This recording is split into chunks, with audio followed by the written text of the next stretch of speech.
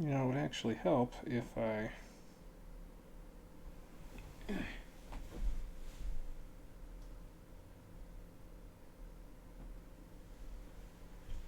Yeah, actually help if I remembered to make a Twitter post about me streaming the Postgame. There we go. And hello, Marie. I saw your message over there. I think I read most of it. I got up while I was doing the thingy-majigger here for Twitter. Thank you for the grazie. You ended up showing up early last time, but you'd missed the ending, I guess. Sorry to hear that, but we did finish it up, so thank you for the congratulations. And I didn't read the second part of that because it flew away from the screen too quickly. My apologies. I didn't have my my stream manager on the Twitch app up yet, so I could look at chat right in front of me. Although, really, that's going to be a problem for the entire stream today, isn't it? So, because today I'm going to be using my phone for actual things on the stream. Oh, good lord. What will I do?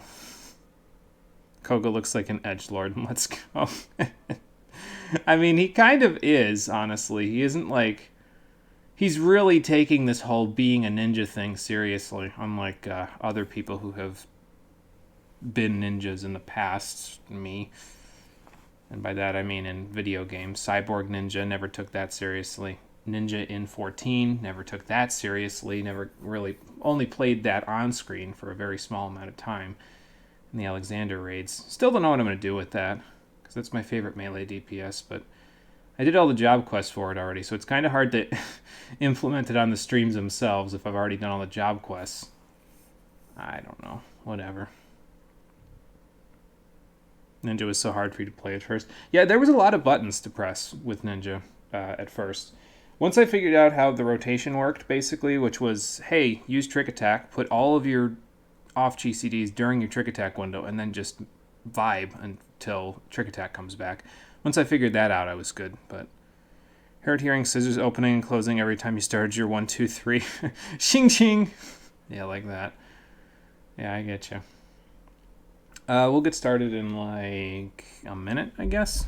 Is this turned correctly? Let me see. There we go. I don't know. I have 2 levels left on one particular class that I may or may not actually end up playing for the stream at some point that I'd like to get on 14, and then I don't have anything else to do on there until probably the stream. Like, I was going to say 6.0 drops, but I don't even think I have anything to do then. Well, I guess I could help Cole get Sage up to 75, because he wants to play, and I'm not even going to call it Sage. I'm probably just going to call it Arithmetician, because that's what it should be. I'm mad that they gave him Gundam wings and they decided, nope, that's going to be called Sage. It's like, you guys are so fucking boring. Come up with something else. I want Mathman back. I think I'm the only one that wants Mathman back. Still wanted Beastmaster. I've heard it could be a limited job at some point, but Blue Mage was enough of a train wreck to where I don't even know if they're going to implement any more limited jobs, so we'll have to see. Speaking of limited, guess what we are no longer limited by? Gravity! I'll explain that when we get outside. How you doing, everybody? Welcome back to Pokemon Let's Go Pikachu, the Stream Edition. But Monochromium, I thought we were done. No, we're not done. Hi, Mithra. Mithra's just glad to be back at it, because last time we defeated the Elite Four and became the champion of the Pokemon League. And this time, a whole new world is ready for us to explore here in the Kanto region. Are you going to do the high five minigame? Is that a no? Hello? I'll feed you. Maybe then you'll do it. Yes, a whole new world has opened up to us in the Kanto region. And by that, I mean, well, now that we're the champion, there's a whole lot more for us to do. So we're gonna go see some of the post-game features while we're here today. And we'll go from there. that confused you. Not to worry, it will make more sense when we get outside. But for now, let's go downstairs and let Mom know that, hey, we're good to go. Oh, you found another present for me. What else have you got for me? A silver leaf. Boy, that brings back memories. Because I had silver and gold leaves at one point. I think in gold, silver, and crystal, if I recall correctly. I don't think it does anything in this game, though. But it's a nice little throwback to when they used to be in the game for some particular reason. I don't think it sells for much either. It's another one of these sorts of things where you hold on to them. They're like little mementos of your journey, basically. So, anyway, let's go downstairs and tell Ma that we were the champion. Oh, okay, I guess I'm coming to see what's going on first. What's up? Boy, this is deja vu. Good morning. Sure you do. What rumors are that? What kind of Pokemon? That's not much to go by, but okay. Apparently there's a new strong Pokemon somewhere near Cerulean City, and there's a cave over there that it could have retreated into. I mean, yeah, we could go give it a shot. Sure, I'll race you, except I won't, because we're going to be taking the long way to Cerulean City, and what do I mean by the long way? Well, I'll let you know in a little bit. Again, let's go see Mom first, and then we'll go. Lots of fun, and the journey's not over yet, because if we go outside... Well, let's take a look up at the sky. My world has opened up! Quite literally, because... we're now able to fly above the ground, using Charizard, Aerodactyl, or Dragonite. What does this mean? Well, let's, no big deal. I'm just having a moment, kid. What's up? Oh, this is the first trainer we ever fought. What's up, Ronnie? Okay, sure. What's up? Yes, and another thing that has opened up to us now that we've become the champion, the Master Trainers have made their appearance here in Kanto. There's 153 of them, if I recall correctly. One for each species of Pokemon, including pre-evolutions. And actually, that's a bad place to start, kid. Don't even tell me that, because the Pikachu Master has a level 75 Pikachu with like 200, plus 200 in all of its stats. So that's absurd. Don't even give me that shit. No, I know the perfect place to start with the Master Trainers, and I'm actually not going to show off...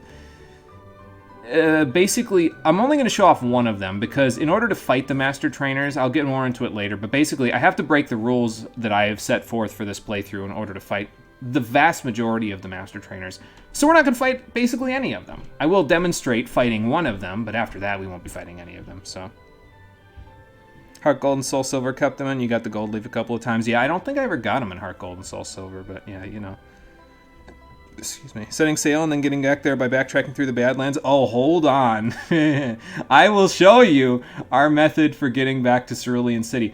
Actually, let me use the town map real quick so I can give you a generalized idea. I actually have on my why. Yeah, I know. So the Master Trainer system is their way of saying, hey, you know those AVs, those fancy candies that you can get throughout the game?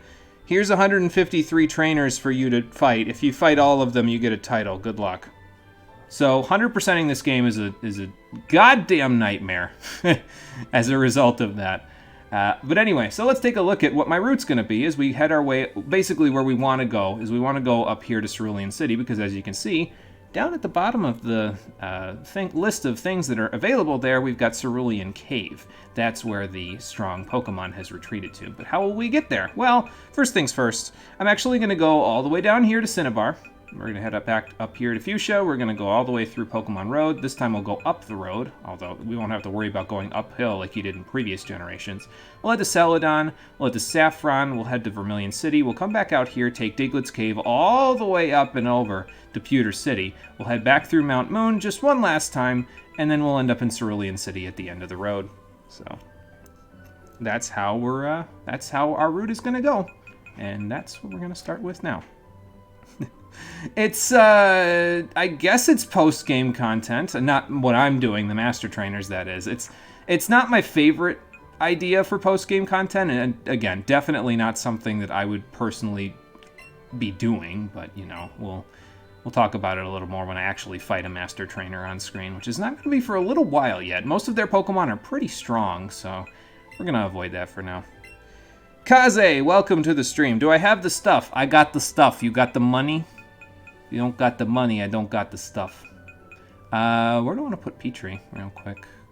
Let's put him in for Mythra. Mythra will still come along, but Petrie is actually going to be fairly important for us, just like how Lyra would allow us to surf on the water with a special sprite rather than just the surfboard. If we take Petrie out of his Pokeball, well... No, but you have this. Kaze, thank you for following. I appreciate that. Welcome. Hope you're going to have some fun while you're here. We like to have fun while we're here, so... Yeah, and that's exactly the point there, Marie. It feels like... The Master Trainers, to me, feel like padding. And that's why we're not really going to do any of them. I will demonstrate one of them, but, you know. Okay, so if you flew on Aerodactyl previously, it wouldn't be this high up in the air. You'd basically be, like, just a little bit above the ground. But now that we've become the champion, we can fly over everything, including the buildings. And that's actually really important because that means we can avoid any Pokemon that are down on the surfing, we can avoid any trainers, and we can see the whole region from a bird's eye view.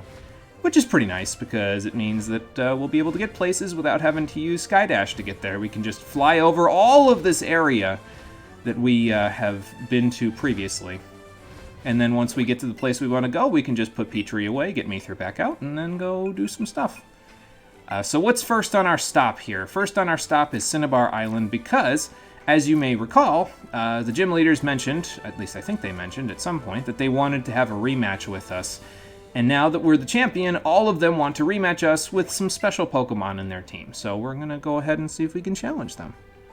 Stuff like this and soaring are cool, and we get neither back. I know. I loved the soaring mechanic at the end of Omega Ruby and Alpha Sapphire. That was one of my favorite things that they added in that one, and it's a shame that it never came back, because I would enjoy it quite a bit. It's very nice, because you get to see the whole region from a bird's eye view, which is just fantastic. Okay, but yeah, Blaine is our first rematch challenge on our grand tour here. The real question is, how do I challenge him? I've never done this before. So... I did. Now, how do I talk to him? Blaine, are you okay? How do I get up on stage with you? Oh, wait, there we go. Found it. Couldn't find the stairs real quick. Now we're good. Yes, that was me. You know, just... Yeah, I was going to say, I found a little bit of research on a Pokemon called Mew and Mewtwo, but, you know. The young lady named Green, no. Although I know a young man named Blue. Are they related in some way? Okay, sounds good. Let's have another fight then, Blaine. Get a little over halfway into the game, you just can't go to a ton of places because it's like using Fly. Yeah, I know. Yeah, but it was nice. It was nice having it either way, so I like it, yeah. If it locked down. Sorry, something in my throat.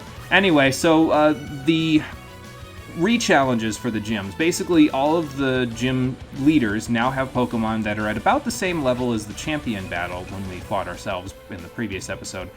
I'm still going to use Splishy Splash on this Magmar, though, and 2-hit KO it, so... See, that's pretty nice. Probably take a big hit, but that's okay. I didn't want to use Emery here because, well, Will-O-Wisp is a thing. And there was another reason why I didn't want to use Stitch, but I forget what it is. I think it's because this Magmar has Brick Break in its moveset, and I don't feel like getting my Reflect broken when I actually might need it.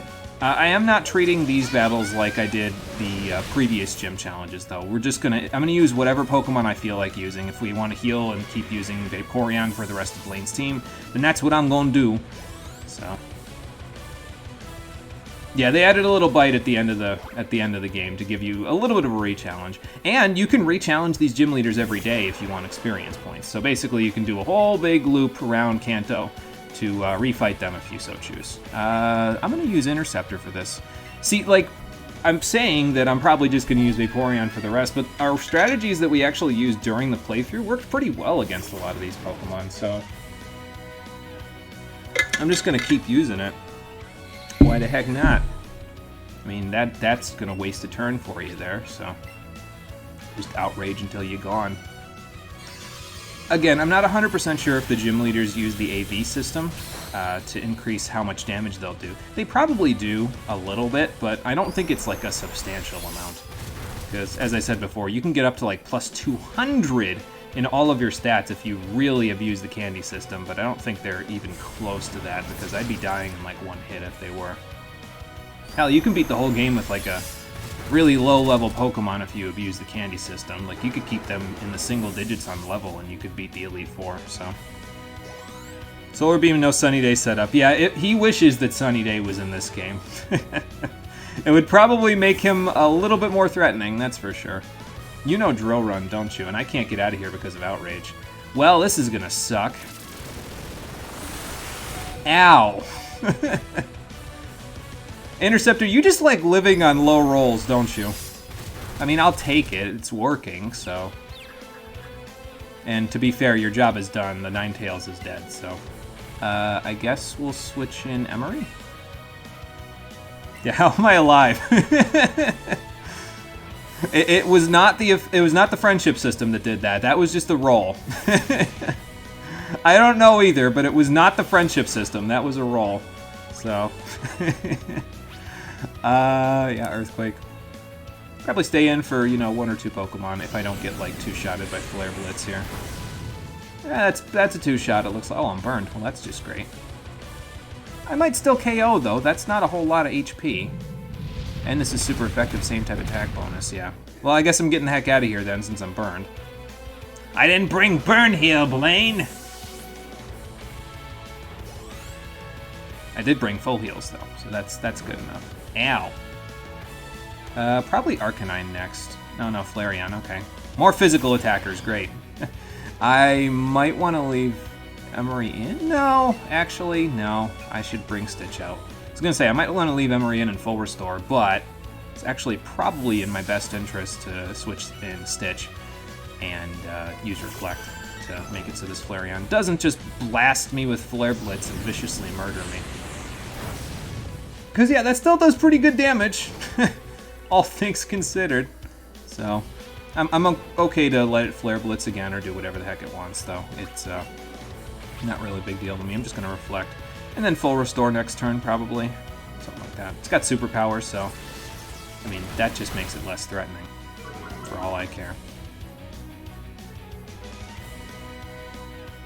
I might be surprised, though, because the AI in this game sometimes switches out. It just kind of depends on whether or not they have an offensive advantage against you.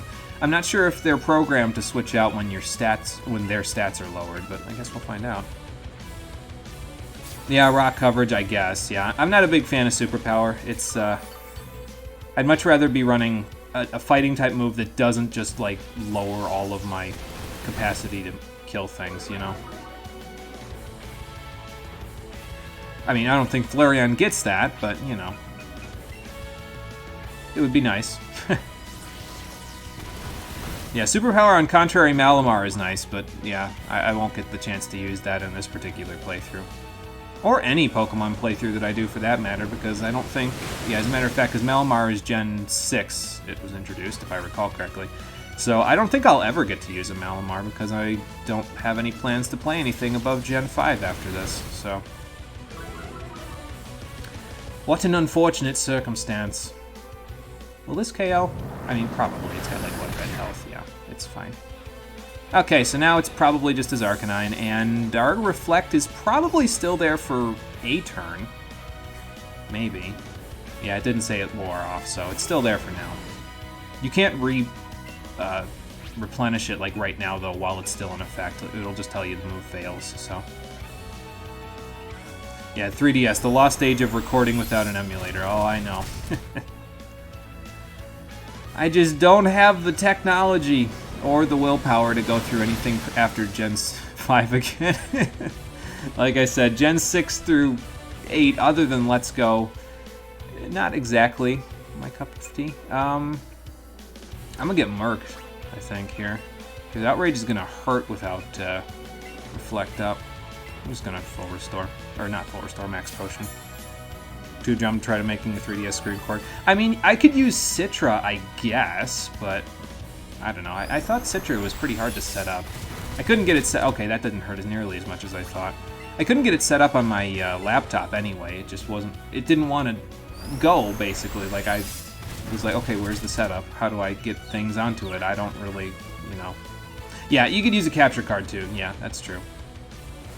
Considering the fact that most capture cards for the 3DS were pretty well homebrew, though, I'd probably end up having to make one myself, which, I mean, I'm doing electronics now in my vocational training, so I guess I probably could, but do I have the willpower?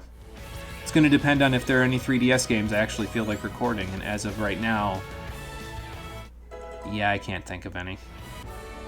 But we beat Blaine in his re-challenge. Awesome. Get quite a bit of money for it, too. You get about as much as for beating the champion, if I recall correctly.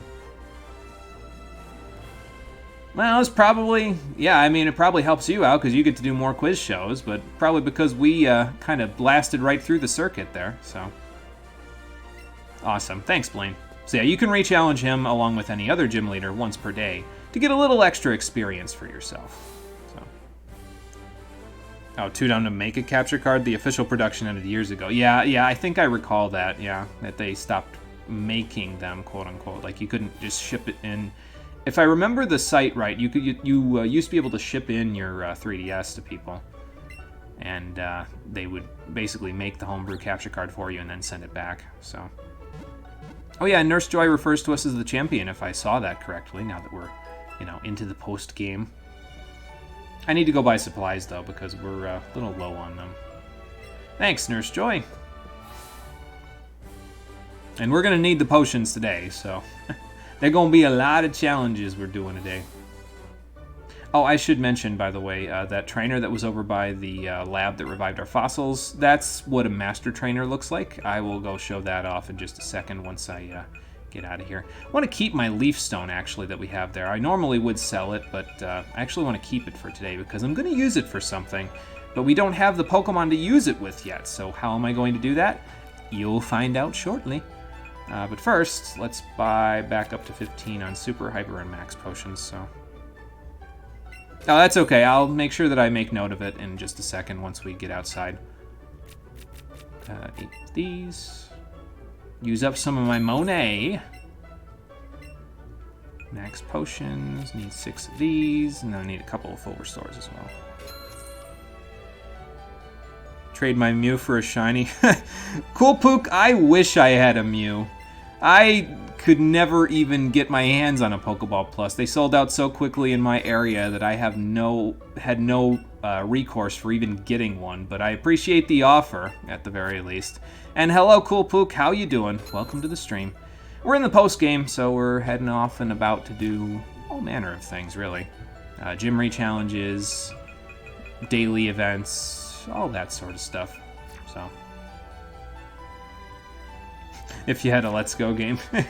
Yeah, I mean, that would be an offer, for sure. Okay, we have supplies. What I was mentioning before. This lady... So, master trainers, this is what they look like. They look like regular trainers, except they have a big pulsating speech bubble over their head, indicating which Pokemon they want to battle you with. And in this case, this is the Exeggutor master trainer. So if you have an Exeggutor, you could bring it here and challenge her to a fight. We won't be doing that, though, because I don't have an Exeggutor, so... Alright, let's check my notes. What's next on my checklist? Fuchsia City. That should be obvious, but, you know, we'll get there. You're sitting on tons of Pokemon in bank. It's mostly legendaries that people don't want, though. Yeah, I mean, that's fair. Alright, Petrie, to the skies! Let's flap our way over to Fuchsia City.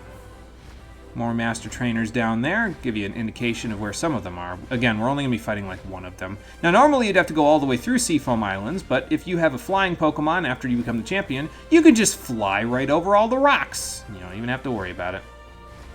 Much easier than the other way. And, I mean, this is all, like, kind of a moot point, because you could just use Skydash if you really wanted to, but I like this a little better. Skydash is kind of like a teleport, basically, where you just sort of... oh, hang on. There we go. Where you just sort of end up, from one place to another. Whereas this, you actually see yourself traveling to that place. And I always preferred that to just regular old fast travel in video games. Like if we ever do a Skyrim playthrough for the stream, which we will eventually, you'll also see that when we do that, where I'm not going to be fast traveling hardly at all. With the exception of with a certain mod that I want to install. I will fast travel via that mod that actually makes fast travel more organic, but other than that, yeah, we probably won't be fast traveling in most Western RPGs that I play. Everyone hates the Lake Trio of Sinnoh. I mean, I'm kind of indifferent about them, to be honest. They're not really my favorite legendaries, but they're not my least favorite either. What's up, Diglett? How you doing? And yes, the Warden's Diglett is one of those daily events I was just mentioning. You can get a nugget from him for free every single day if you come back.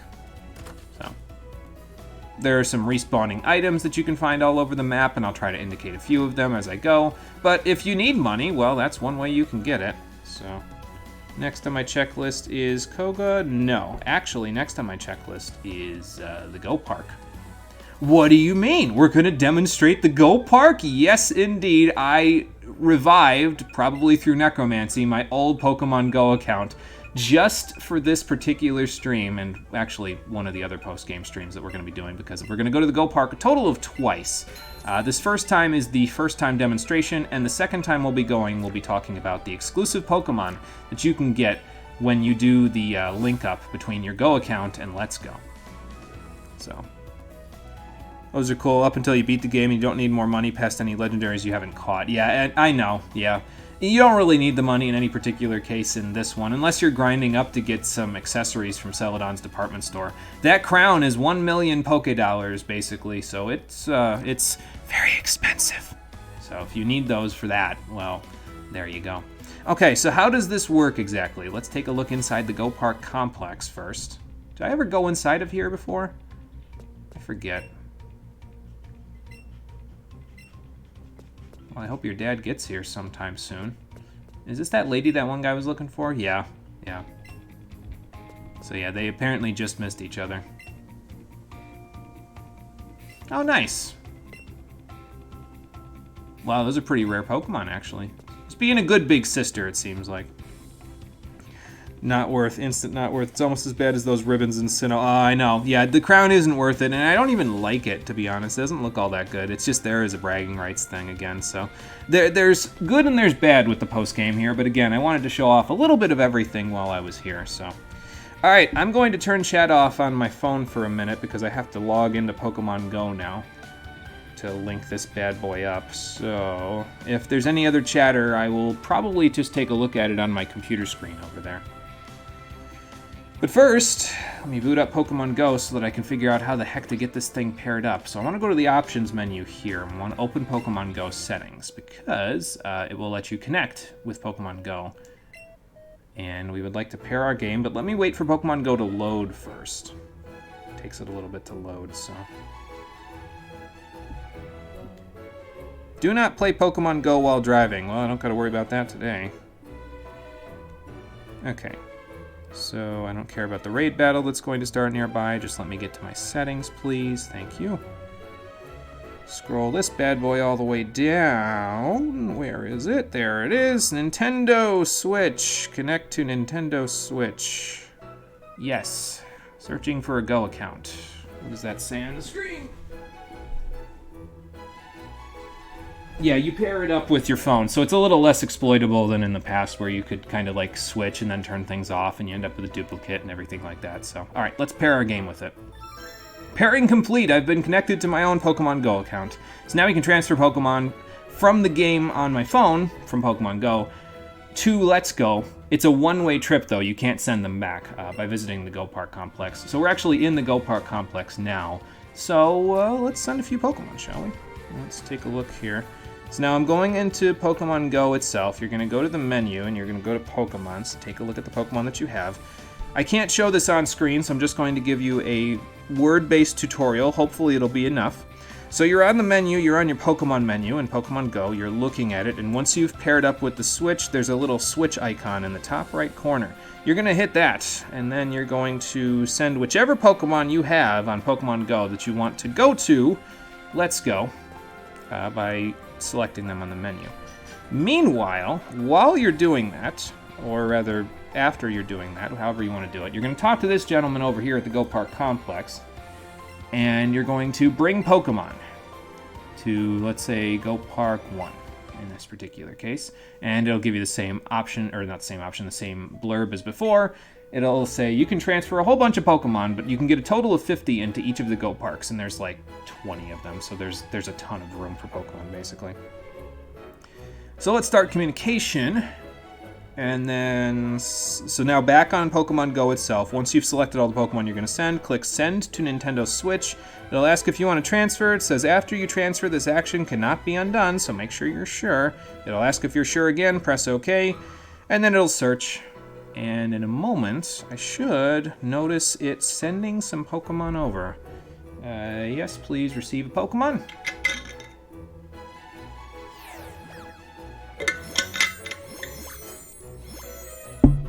And there we go. We've brought 8 Pokemon over from my Pokemon Go account. So now we can go to Go Park 1 and we can see what we've got. You also get a little bit of experience over on Pokemon Go itself, and they give you a mystery box. What does this do? Well, we'll find out what that does in a little while. Not just yet, though. I actually have to go do the mystery box event off screen, so I'll go do that myself. For now, don't worry about it. We'll come back to it later.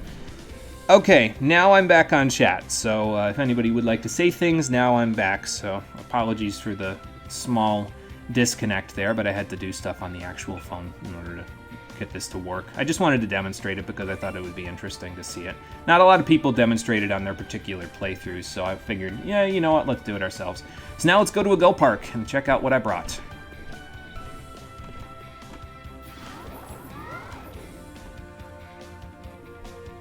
And here we are in Go Park 1. Let's go take a look around for all my Pokemon. They give you a big, wide open area to run around in, but they gotta be around here somewhere. I don't know how far they spread out, or if they're all kind of in the same area. Guess we'll find out in a minute, won't we? Gotta be here, though, because I just transferred them over. Yeah, you have to actually play Go in order to use the mystery box. A little bit different than just like, you know... oh, press the Y button to zoom. There we go. Okay, that actually makes it a lot easier to find them. Okay. And by play Go, I mean you basically just have to throw a Pokeball at whatever you want from the mystery box on a daily basis. So I actually had a few Pokemon that I actually never caught for our Pokedex, though, over on my Go account. So we're going to see if we can catch them today. Hi, Horsey. You are CP 167. I don't know exactly what that's going to equate to in terms of level, but I guess we're going to find out. So this is your point of no return, basically. Once you try to catch this Pokemon, its information will change from when it was on Go to a Let's Go version of the Pokemon. So let's see what happens right here. This is worse than Pal Park. Why is it so big? Some of the Pokemon that run around in here can be pretty big, though. Like, can you imagine transferring 20 Onix over here or something like that? Like, that would be crazy. So, and the Pokemon that we're going to catch today will probably be not necessarily easy to catch, but some of them will probably be pretty tricky. So, where were you going, Horsey? You slid right out of the thing there for me. That's not very nice. There we go. But yeah, we didn't catch a Horsey on the actual playthrough, so now I have an option of catching it, and hopefully I'll be able to actually bother. Let's switch to Great Balls. Never gonna get rid of all these Pokeballs, am I? Oh, that's where you're going. Okay. I mean, I feel like I should tell you to slow down, but... I'm trying to remember if I ever used Pal Park when I played, what was that, Gen 4? Or was that Gen 6? I forget. It's probably both, frankly. Okay, it's a level 6 Horsey. Yeah, we're not evolving that. But we're starting... Well, that actually isn't the bottom, even. I think a couple of the Pokemon I have are actually less CP than this Horsey. But let's take a look at its Pokedex entry, shall we? That was Gen 4? Okay, gotcha. So if Horsey senses any danger, it will vigorously spray water or a special type of ink from its mouth. I like Horsey, and I like Seadra. I'm not a big fan of Kingdra, but I like both of those, so... Jolteon, we're going to save you for in a little bit. Scyther, Raichu, you're both Pidgeot. You're all going to be saved for a little later. I need to find... oh, they're all over here. Okay. I was looking for Bellsprout specifically, because Bellsprout is actually exclusive to Let's Go Eevee, so it just so happens that I had a Pokemon that I could not get on this version on my Pokemon Go account, so that's pretty cool. Oh yeah, the GBA DS conversion, yeah, I remember that. Vaguely. I haven't used it in a long time, but, you know. No, that was a little too late. Might still catch it, though. It's really low CP, so... yeah. This is going to be like a level 1 Bellsprout. Oh, yeah, and they also give you the catch... oh, level 2. Okay, well, fair enough. They also give you the catch music from Go in like a Let's Go orchestration as well, along with the battle theme from Go, basically. Orchestrated it in Let's Go's soundtrack, so... Alright, well, we got a Bellsprout as well. Let's read its Pokedex entry. Bellsprout prefers hot and humid places. It ensnares tiny bugs with its vines and devours them. Better keep your Caterpies away, good lord. Okay, who do we want to catch next? Hi, guys. Wish I could whistle and just bring them all to me. That would be really simple. Hi, Eevee. Sure, let's catch Eevee next. I already have an Eevee, but I can actually evolve this one into the third Eevee evolution, because we have a Jolteon that's already in the park that I had from a long time ago. And then in addition to that, we will have this Eevee, which we can take to the Celadon department store and then evolve into something else. If I catch it. Yeah, if you have like a really high-end CP Pokemon in Go and you transfer it over to Let's Go, like let's say you're in the 4 digits or something like that in terms of your CP, you'd probably get a really high-level Pokemon here in Let's Go.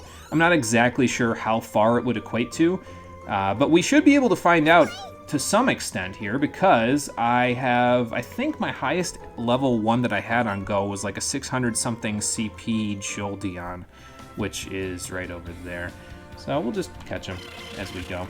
Here's one we didn't catch while we were on Route 23, an Execute, so let's try catching it now. Red circle and a Pokeball sounds about right. Pain to breed and pain to catch. Yeah, pretty much, yeah. Eevee's, if you want it, you gotta work for it. So, have a raspberry friend. Make yourself a little easier to catch. There we go. Let's see if we can get it with the Pokeball. I'm trying to use these Pokeballs as best I can, but it's really difficult because they're just not all that good at this point in the game. So, I missed the circle by a nanosecond.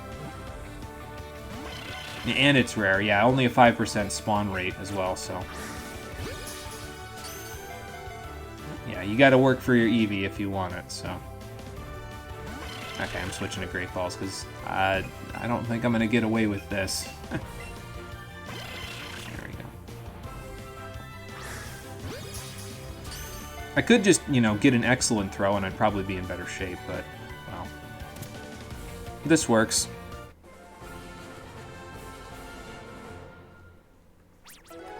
And that's a level 8 Execute. So yeah, 250 CP still only translates to level 8, so probably these Pokemon aren't going to be that high of a level. But let's read Execute's Pokedex entry, shall we?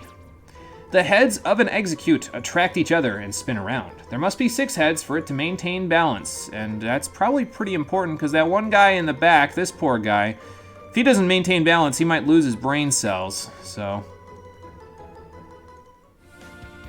you can sell the Pokeballs, yeah, but I don't think they are worth a whole lot, honestly. I probably could sell them just to save on inventory space, but, you know. Is that it? I'm trying to think if there's any other Pokemon that I... oh, okay, Pidgeot's still around here somewhere. But Pidgeot can fly, so probably he or she, I don't know what they are yet, probably flew off somewhere. Hi, Raichu. So we can't get a Raichu in this version unless we catch another Pikachu, so I figured, why not just catch this one? Yeah, they aren't really worth much at this point, yeah. I don't know. I'll just keep them just because there's a whole bunch of them, you know. Just be like, how many can I get? How high up can I get on this stuff? Raichu seems like the kind of Pokemon that you'd want to catch in an Ultra Ball. Like, look at the electric... like, it's got the black and the yellow already in its design, so it just seems like it would make sense to me, so... there we go. Gotcha. No jumping for you. Right, she's going to be like a little 4 or 5. Probably. Okay, Raspberry plus Ultra Ball. Really, Raichu? You have needs, don't you?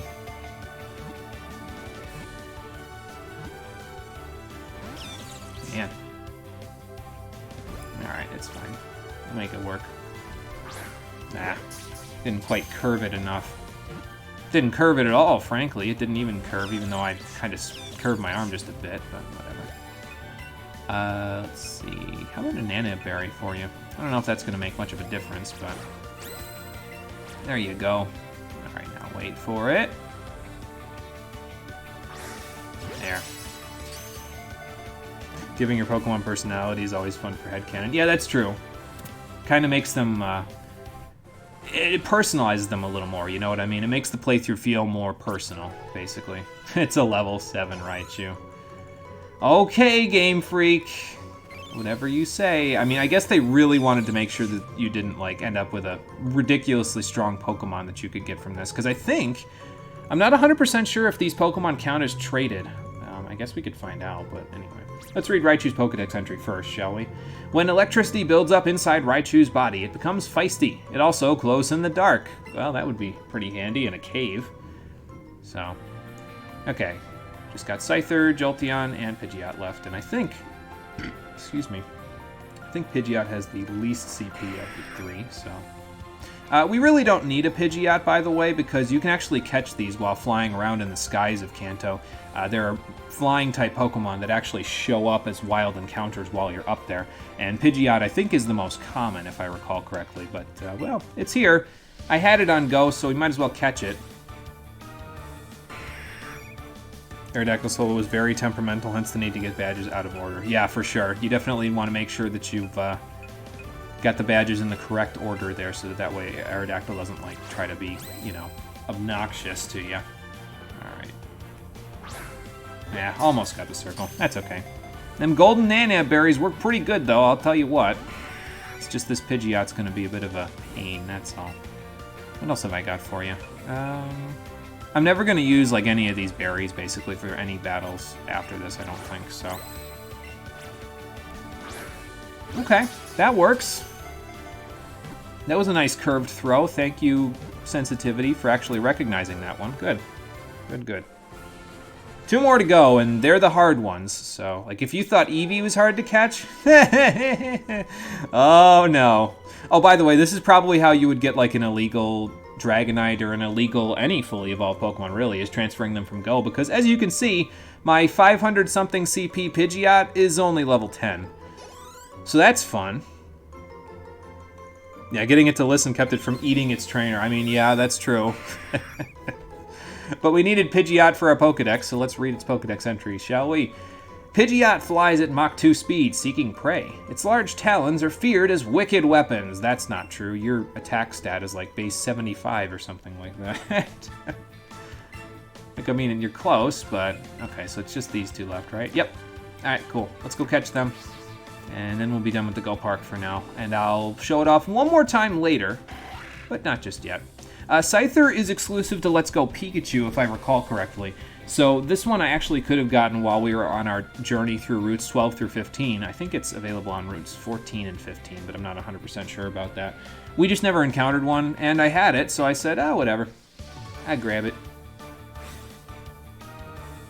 Yeah, it might be that every 50 CP is a level, so this would be level 11. This would be a level 11 Scyther if that's true. So let's just math it out, shall we? Okay, you're yellow with an Ultra Ball. I'm just gonna catch you with the Ultra Ball because, good lord, awesome. First throw, excellent bonus. That would be nice. Come on, Scyther. Thank you. Good boy, or girl. I didn't see what your gender ended up being. Good girl. Okay, this one's level 8. What the hell is going on? Maybe there's like a radiance to it. Like maybe there's a level range that it could be or something based on its CP and the species of Pokemon. I don't know. Interceptor got to 59 though, so that's kind of cool. Let's read Scyther's Pokedex entry, shall we? Scyther leaps out of tall grass and slices prey with its scythes. The movement looks like that of a ninja. Fantastic. I'm surprised Koga didn't even have a trainer that had one of those in his gym. And last but not least, hello, Jolteon. What you doing? Let's see if we can catch you, shall we? Wizardry, indeed. I got nothing. Okay, so this one's probably going to be one of the toughest ones, if not the toughest one, but that's what I got these golden raspberries for, so let's do that. There we go. Another Pokemon that has black and yellow in its design, so the Ultra Ball should work pretty good in terms of its matching up with its design, you know. Okay, got it. Perfect. And that's it. We've caught every Pokemon that I still had in Pokemon Go. That was literally all of the Pokemon I had in storage in Go. Like, all the eggs and everything. I ended up, when I found my password and everything in my Go account, I ended up having like 8 eggs or something like that in there, so I hatched all of them. And most of them were duds, but after I filtered out everything that we already had in the Pokedex, these were the ones that were left, and now we have them all. So, good. While we're here, let's read Jolteon's Pokedex entry, and then we'll move on. Jolteon is a sensitive Pokemon that easily becomes sad or angry. Every time its mood changes, it charges power. Interesting. I didn't know that. Hatch yours, but Go just isn't fun for you. You have like a dozen eggs. Yeah, I mean, at that point, it's kind of difficult, you know? Like, that's a lot of eggs, so I guess we could have saved to prevent them from... I mean, I don't think they get away. I think if they, like, leave the battle, because eventually we didn't really have this problem. I think maybe it happened once through the whole playthrough. Eventually, if you run out of time with a Pokemon in a battle, it'll run away. But I think if they run away in the Go Park, they just leave the battle, and then you can redo it again, but I'm not 100% sure about that, so... sure, I'll save now that we have all those Pokemon. And that's how the Go Park works in a nutshell, so... Yeah, like I said, figured I'd just show that off, because not a whole lot of playthroughs actually show that in their things that they do, so I said, yeah, you know what, we'll show it, why not? Got all these Pokemon that are not really a very high level, but that's okay. Spellsprout's level 2. What else we got here? Execute's level 8. Actually, I'm going to bring you into the party because I have that Leaf Stone, so I might as well use it on you now. You're level 7, and Jolteon's level 8. I guess if you wanted to get an Eevee evolution that actually learns all of its techniques, you could do it here, because the Eevee that you catch in the wild in this game, even if you evolve them into Vaporeon, Jolteon, Flareon, the highest level that they actually learn a move is level 31, so there are no Eevees that are lower than that level available in the wild, at least as far as I know. So, you fair, you have more than enough incubators, just don't want a battery-draining pedometer just to hatch some eggs. Yeah, that's fair. Yeah, I can completely understand that, to be honest. But we need to go grab a Firestone for Eevee. We also need a Water Stone for that Poliwhirl we've been holding on to, and we'll use the Leaf Stone right now to get that out of my inventory. And then we'll go challenge Koga. We'll worry about the Firestone later. For now, we'll just, you know, go challenge Koga and then make our way back up to Celadon where we can get one. And then we'll go from there, so... But we can use this on Execute, so let's use it. Why not? I'm losing out on so many level up moves by doing this, but I have heart scales if I ever actually care. Spoiler alert, I won't. But, you know, it's there. Might as well, just because I've got it. And there's your Exeggutor. I think the mobile box was in Galar, if I recall correctly. I'm pretty sure you could access it directly from either the menu or from your bag, just like in Let's Go. So yeah, mobile box is really nice. It's a really good quality of life change. So, and it's one of those things that I'm glad that they kept in Galar, because the wild area without a mobile box would be a nightmare. So, let's read Exeggutor's Pokedex entry now that we got it. This one's pretty tall, actually. It wants to be an Alolan Exeggutor. Oh, excuse me. Exeggutor's cries are very noisy. This is because each of the 3 heads thinks about whatever it likes. I imagine they're pretty fun at parties, then. And for evolving, Exeggutor learns Stomp. Nice. Yeah, it wouldn't if you didn't catch everything around you. Yeah, I know. It's a big problem. It's endemic. I don't actually know if that's the right word for that situation. Let's see. There's that. Sword again. I don't think it's going to move anything, but... Alright, we evolved a Pokemon. We caught a whole bunch in the Go Park. Let's go challenge Koga. And then we'll head up Pokemon Road. We'll let Interceptor go for a heckin' run up there, because we actually want to be on the ground on Pokemon Road, because there's something that happens over there now that we've become the Elite Four champion. Or not the Elite Four, the Pokemon League champion, excuse me. I don't know where my brain was just now, but it definitely wasn't in the zone here. So... Okay, so can I walk right up to you now? Yes, I can. Perfect. Who do I want in first? You're probably going to send out Weezing first, so... I actually don't know what his team is going to look like. I didn't look at what their rematch teams are going to look like, so I just sort of said, yeah, I'll wing it. No big deal. It's kind of like winging it in a Mega Man X game, and that was the metaphor I wanted to use through the whole game, basically, as well. When we fight them the first time, it's going to be like a boss in Mega Man X or the Mega Man X series, where when you fight them the first time, you don't necessarily know their weakness. You do if you looked it up, or if you use your brain a little bit. But I like beating the bosses that I fight the first time in the Mega Man X series with the X-Buster only. So, same concept here. This is like a Sigma stage boss, basically. So, hi Koga, good to see you again. Oh, okay, well, I mean, I can do that for you, but it will not end in my defeat, I can assure you of that. Alright, so let's fight Koga once again, shall we? Neon Tiger. I mean, some of them you can use your brain a little, like Chill Penguin, it's like, okay, well, you know. I'm not talking about the boss's mechanics, though, when I talk about using your brain a little. I'm talking about, like, what their weakness is by looking at them, you know. Like, some of them it's not necessarily obvious when you first fight them, but some of them it is. It's like, oh, the ice guy? Yeah, I'll use a fire move on that guy. So, but yeah, Neon Tiger, you don't need to use your brain at all, so this might hurt a little. Ow. Okay, probably a couple of Zippy Zaps and you'll be done. Or maybe even just one. Let's find out, shall we? Okay. I'm okay with that. Good work, Mithra. Let's just hope he doesn't return the favor here. Damn it, I jinxed myself. Alright, come back, Mithra. We'll take this. We'll take care of this with somebody else. Who else could take care of a Tentacruel?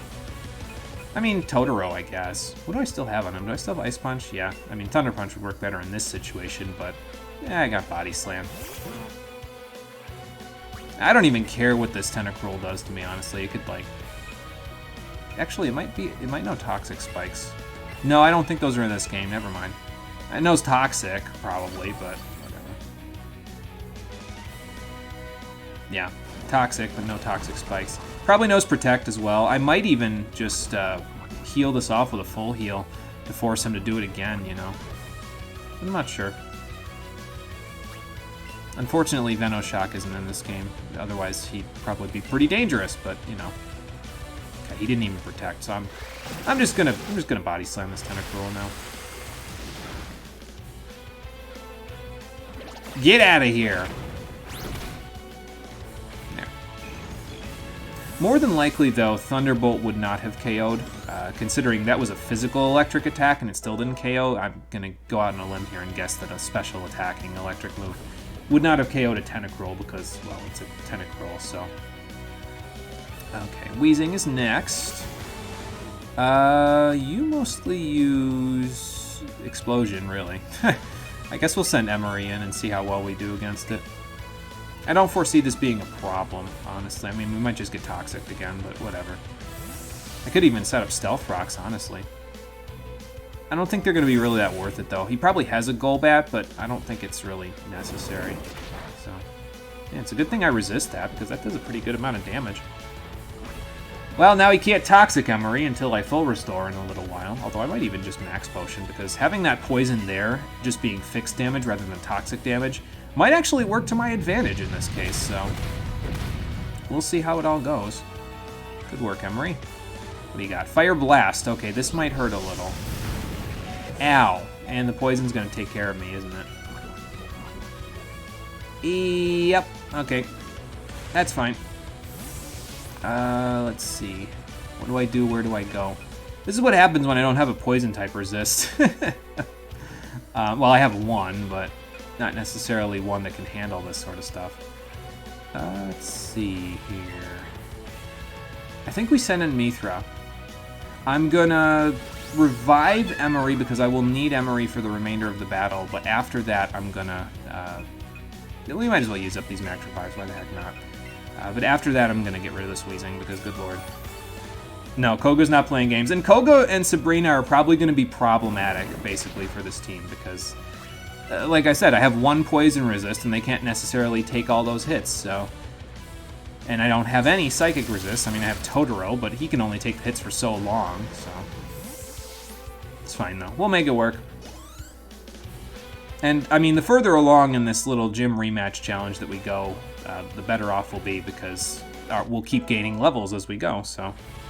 Yeah, Nidoqueen, I know. I know, I could have used Nidoqueen. I did not. Let's see here. You still have Earthquake, Littlefoot? You do, but I don't actually know if you can do all that well against a Muck. This Muck in particular is a little bit funky because it only has special attacks, so... I'm gonna give it a shot. I'm gonna see if Littlefoot can take out a Muck with a minus attack nature Earthquake and Leech Seed damage, so... Now, this has been Marie Schilling. Have a good day. Thank you, moving on. Okay, so let's Leech Seed first. We don't need the Mega because it's not a Mega Muck, so... I usually only like to use Mega Evolution when my opponent is also using Mega Evolution. Otherwise, it's not really... I don't really feel like it's all that necessary, you know? Like, they're not that much of a threat otherwise. Okay, now, Earthquake for the win. Probably a couple of these and we'll be good. Yeah, with Leech Seed damage, actually, 2 should be enough, so... Littlefoot, you are doing some work, I'll tell you what, with that friendship system. Again, I have no idea how you're avoiding all of this stuff. Like, when you're as large as you are, I would imagine that's pretty difficult, but I'll take it. Okay, there goes Muck. So probably Golbat's coming in then, isn't it? Yep. Okay, that's fine. I'm going to Leech Seed this and then get the heck out, actually. Although, no, actually, that's not a good idea because it can... Well, do I even care if Golbat Air Slashes me? That's the question. I don't think I do. Okay, Fly. That's fine. I'm going to let him hit me with Fly and see if Leech Seed works. If it doesn't, I'll just switch out, but... Oh, okay, well... Littlefoot, you crazy, man! Friendship system, why are you so OP? This is like the second coming of the Rift Ripper, good lord. Okay. And that should make me through switch in a little easier. And even if he flies again, I'll still get some HP from Leech Seed, so... Because Leech Seed don't care, man. Although I think my next move is going to be a moot point here because he's up in the air. And I think I'm a little faster than that Golbat, unless for some reason Koga gave it like a bazillion quick candies. So, and unfortunately, I'm pretty sure Thunderbolt doesn't work on Pokemon in the air, so yeah. That's fine. We'll get hit, we'll take a little damage, and then we'll get almost all of it back from the Leech Seed, probably. Then we'll get the heck out of here. Well, we'll get the Golbat the heck out of here anyway. Excuse me. How much HP did Muck have? I wonder if Mithra can just take care of it when it comes in. Probably. I mean, Thunderbolt's pretty strong, so... Goodbye, Golbat.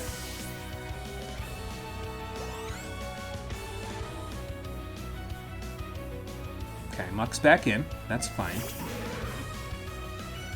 And yeah, that's probably in range of a Thunderbolt KO, unless he's got like 200 points in special defense, which I don't think he does. Wow, holy Jesus. That's incredible. I am shocked and awed. He might have lots of AVs into special defense then, because that should... it's a Thunderbolt from a partner Pikachu and it didn't KO. That's a strong move, okay? For you to only take 20% from it. Okay, Venomoth's out. Interceptor! I need your help! Let's see. Boy, I hope he doesn't have Quiver Dance. I say, inviting the inevitable upon myself. Actually, I'm not sure if Quiver Dance would be all that big of a deal, honestly. Because we resist most of the things he does. I mean, I guess Quiver Dance Sludge Bomb would be kind of scary, but we'll be okay. 2 flamethrowers and this will be over. 1 flamethrower and this will be over. Good work, Interceptor! Oh, he's the best doggo.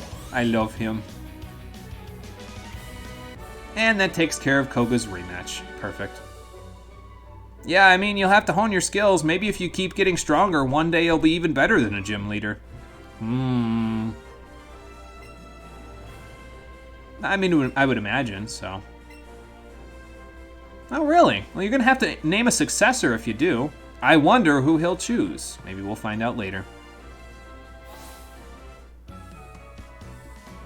See, like, they say all of these things as if they were thinking about making a Let's Go Johto, but now that Pokemon Go is on, like, the 6th generation of Pokemon, Let's Go Johto would look hella different because it probably wouldn't just be... Oh, okay, so this is what it is. She didn't say I was the champion.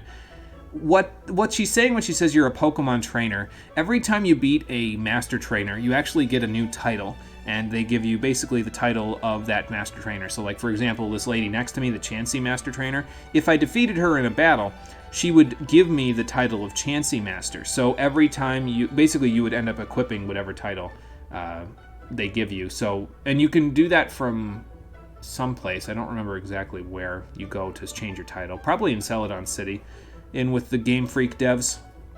And then if you change your title, Nurse Joy will refer to you with that title after that, so.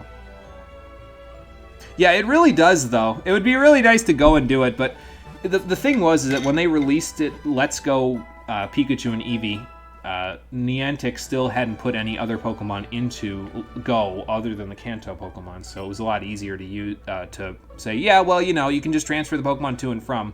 Meanwhile, now, if they make Let's Go Johto now, Go they'd have to include in some way the Pokemon from the other regions, because otherwise it'd be like, okay, well, how do I get all these Johto Pokemon in Go? Because there's like 400 other ones that I just plain old can't transfer, you know? So, I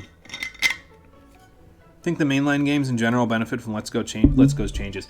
That is exactly what I was discussing in the credits, yes, of the previous episode, yeah. A lot of Let's Go's changes make the mainline games better, I think, personally. And it's a shame that a decent chunk of them, like at least 80% of the changes that Let's Go makes were completely cut in Sword and Shield. And it just, I don't understand why, but I am incredibly disappointed. So, alright, we'll restock on supplies later. Let's go Pokemon Road first. Oh, hey, that was a Pokemon that we could catch right up there. Is it still here? Let's see. Nope. But yeah, you can kind of see the shadows of some flying Pokemon up there, but there was, I think there was a Charizard up there that you could have caught. I could have caught if I would have actually been paying attention, but that's okay. Yeah, some Pokemon that are flying will appear rarely up there, like Charizard, for example, and then Dragonite is another one that you can rarely see when flying above the routes that you're on. So like that shadow right there is a Pidgey that's flying overhead, and there it is, you can actually see it up there. So if I was using a Pokemon that was flying, I'd actually be able to catch that Pidgey, but, well, I'm not using a Pokemon that's flying at the moment, so. Ooh, I have an idea, actually, hold on. Do I have it? No, I don't, okay. I was going to say, while I'm here, because we're about to get into a bit of a double battle, but it's a double battle against poison types, and, well, it's going to be kind of hard to use Earthquake when, you know, when I don't have Protect, but I actually have a solution. It's kind of a side solution. Oh, I do have Protect, never mind. I don't even have to worry about that. Mithra, you're going to learn Protect for about 3 seconds. I was going to replace Earthquake with Drill Run temporarily, but I can just do this. This works too. So. There we go. Your area is crawling with Surskit and other bug types. Yeah, I get a lot of Surskit in my area as well. I'm not sure why, but... Oh well. Another Master Trainer there.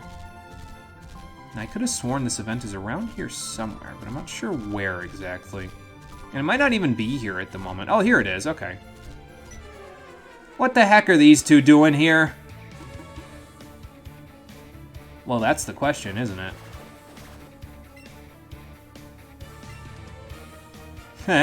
Yeah, sure he is. Are you sure he didn't just not drag you two along? Because he knew that you weren't exactly his most competent team members.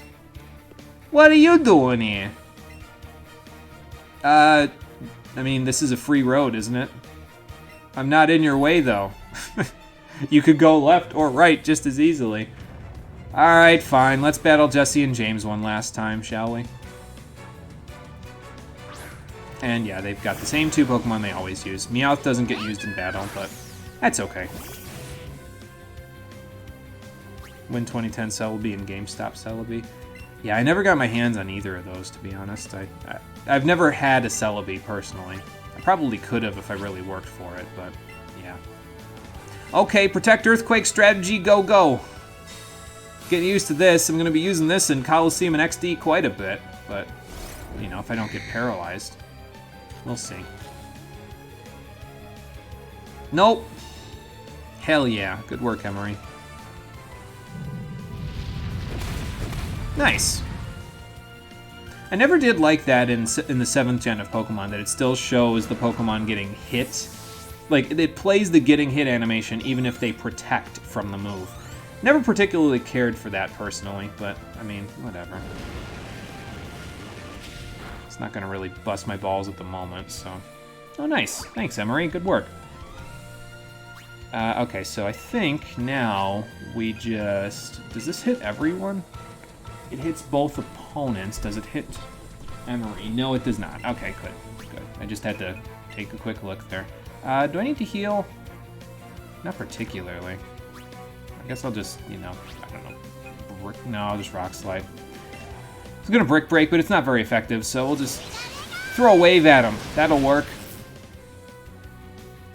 Wasn't really planning anything, but he was definitely going to come back during the radio tower incident. Thank God for time travel, yeah. He just was never around for that, yeah. Well, then you guys need to train a little more, don't you? I have a headcanon, though, for the Let's Go series and how it's going to tie into the other Pokemon games that I'm playing. My headcanon is that there's going to be 2 timelines for the Pokemon games I'm going to be playing, and Let's Go is on one of the timelines, and then Yellow and Crystal is on a different timeline completely. I'll explain that a little more when we get to Coliseum and XD, because that's on the same timeline as Let's Go, in my headcanon anyway, but, you know. I mean, Mithra is pretty strong, yeah. We have a bond that is inseparable. Well, unfortunately, you can't, because Mithra doesn't like anybody other than me, at least not nearly as much as me, so. Well, I mean... Oh, okay. He misinterpreted my well as not maybe, but no. So, hi, Ivysaur, how you doing? Yeah, let's go, Littlefoot. He's been doing some good work. He helped us out quite a bit in Koga's gym, surprisingly, so. Got sent back in time by the event Celebi, and you stopped Giovanni while you were dealing with the... Oh, okay. Okay. See, I never did that event, so I have no idea. And for defeating Jesse and James for the last time, we get the Blast-Off set, which is the final thing of clothing, if I recall correctly, in the game.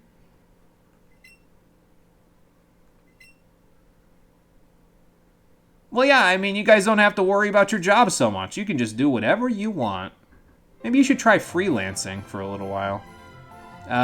Meowth, you should probably go with them. Bye! And that's it for Jesse and James. They, as far as I know, you don't ever see them again. Like, not even as, like, a daily challenge or anything, so.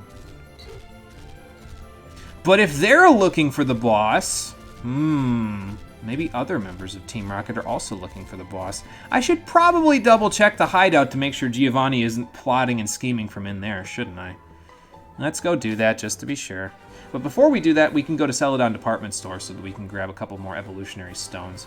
Need one for that Eevee that we caught over in the Go Park. Oh, good, Snorlax is back. Hi. Sure. I'll use the Pokeflute. And then I'll tell him to Goive. Yeah, riding Arcanine is actually great. I really like the animations and everything for it, so it's pretty good. Hi, Snorlax. Maybe I should have just flown over him, huh? Yeah, the Snorlax comes back. As far as I know, it resets daily, just like most other things, if I recall correctly. So, the legendaries don't come back, but Snorlax does. So, and if you didn't catch it, well, there you go. Does he go back to sleep, or... Oh, no, he just calms down. Okay. So I didn't even have to fight him last time. Well, that's just great. Oh, well. Yeah, I mean, like I said, just in case you never caught it, it's another option for you. Let's see. Trainers Market, Video Game Shop, Wise Man Gifts, Accessory Market. So probably Wise Man Gifts is where I want to go to get these evolutionary stones. So I think. I'm not 100% sure, but we'll see. We need a Fire Stone and a Water Stone. There's the Flareon trainer, so I'm probably on the right track. I don't think I have anything to sell, so... Yep, here we go. Firestone. I probably should have kept the one that I got, but that's okay. I got 400,000 Poké Dollars, so... Might as well use them. Why not? Waterstone. I'll grab one of those as well. Thank you, sir. And I think that's it. I don't think we're going to be evolving any other Pokemon after this now. I think it's just these two stones that are going to help us with our Pokédex entry. I like that H.C. Bailey 1000. I've practiced it quite a bit at this point, so... It's just so iconic. I can't help but shamelessly steal it from him. Oh, boy. Let's see. Where is... Here's Eevee. And I need to go grab Poliwhirl as well. So, Interceptor, we'll put you in the box for a minute, because I'm evolving an Eevee into a fire type. And Poliwhirl's down here. There we are. Stitch, you're going in a box for a second. There you go. I'll go get those back in just a sec, and then we'll be good. Let's see here. So, Power Up Pocket, Firestone. There you go, Eevee. Now I have all three, even though only one of them is being used in battle. I'm planning on using all three of the Kanto Eevee evolutions, or Eeveelutions, as it's colloquially known, in my teams at some point during the vast number of Pokemon games I'm going to play for the stream. But probably Jolteon will be... Actually, I'm not even sure yet, honestly. I'm not going to give you any specific indication because I don't personally know.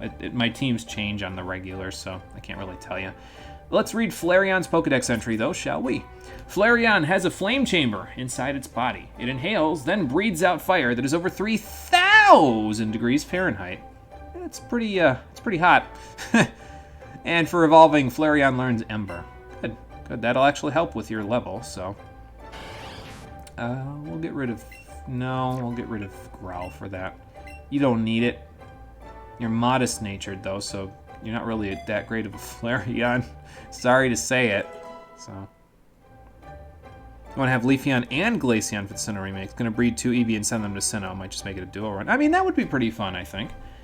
It'd give you an interesting twist on everything anyway, so... Alright, Poliwhirl, you're good to go, so let's evolve you. Just to pad out our Pokedex a little more.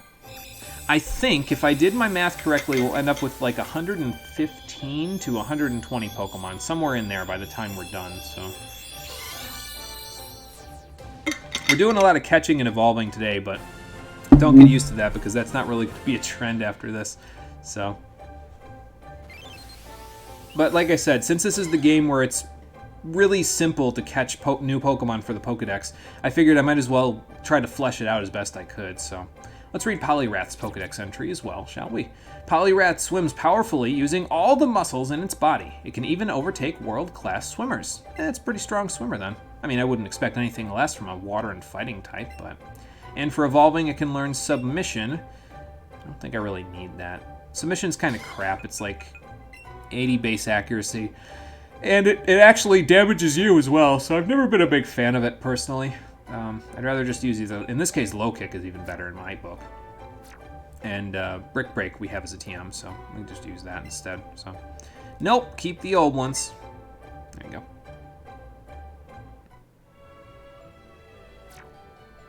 And I think that's it. Now we just need to reteach Mithra Thunderbolt. Let's go do that. And then put all of our actual Pokemon in our team, and then we'll be good to go. Already making a backstory. One Eevee getting... Hang on. There we go. Make sure I hit protect instead of the other one. Jealous and discouraged because of how long it takes to get the Ice Stone. The Leafeon seeming so cool and elegant. Help me, I don't need this in my brain. Well, it doesn't have to stay in your brain for long because if I recall correctly, the Sinnoh remakes are coming out fairly soon. Like, within the next year, if I recall correctly. So... Excuse me. Won't be there for too long. You can actually act on it pretty soon. Let's see here. We need you. We need Stitch back. There we go. Actually, I'm going to sort this real quick. There we go. That'll put Flareon over there. And then, where's Interceptor? Among all of his brothers and sisters. There we go. Cool. Now we're good. This here is... Okay, gotcha. Probably getting both. I hate trading people. I mean, if that's fair. If you don't want to trade with people, then that's, you know, might as well get both then. ¿Por qué no los dos, am I right? All that Spanish work is finally paying off. I can actually say a little bit of it. And I mean a little bit of it. In plain conversation. Okay, what's next on my checklist? Let's see.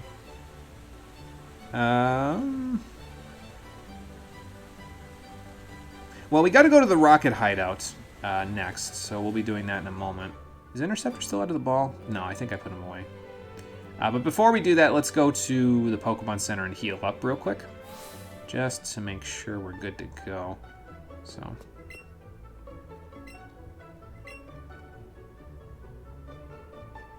And then we'll go check out the Rocket Hideout and see if we can, you know, make sure that Giovanni and the rest of his gang isn't planning anything down there.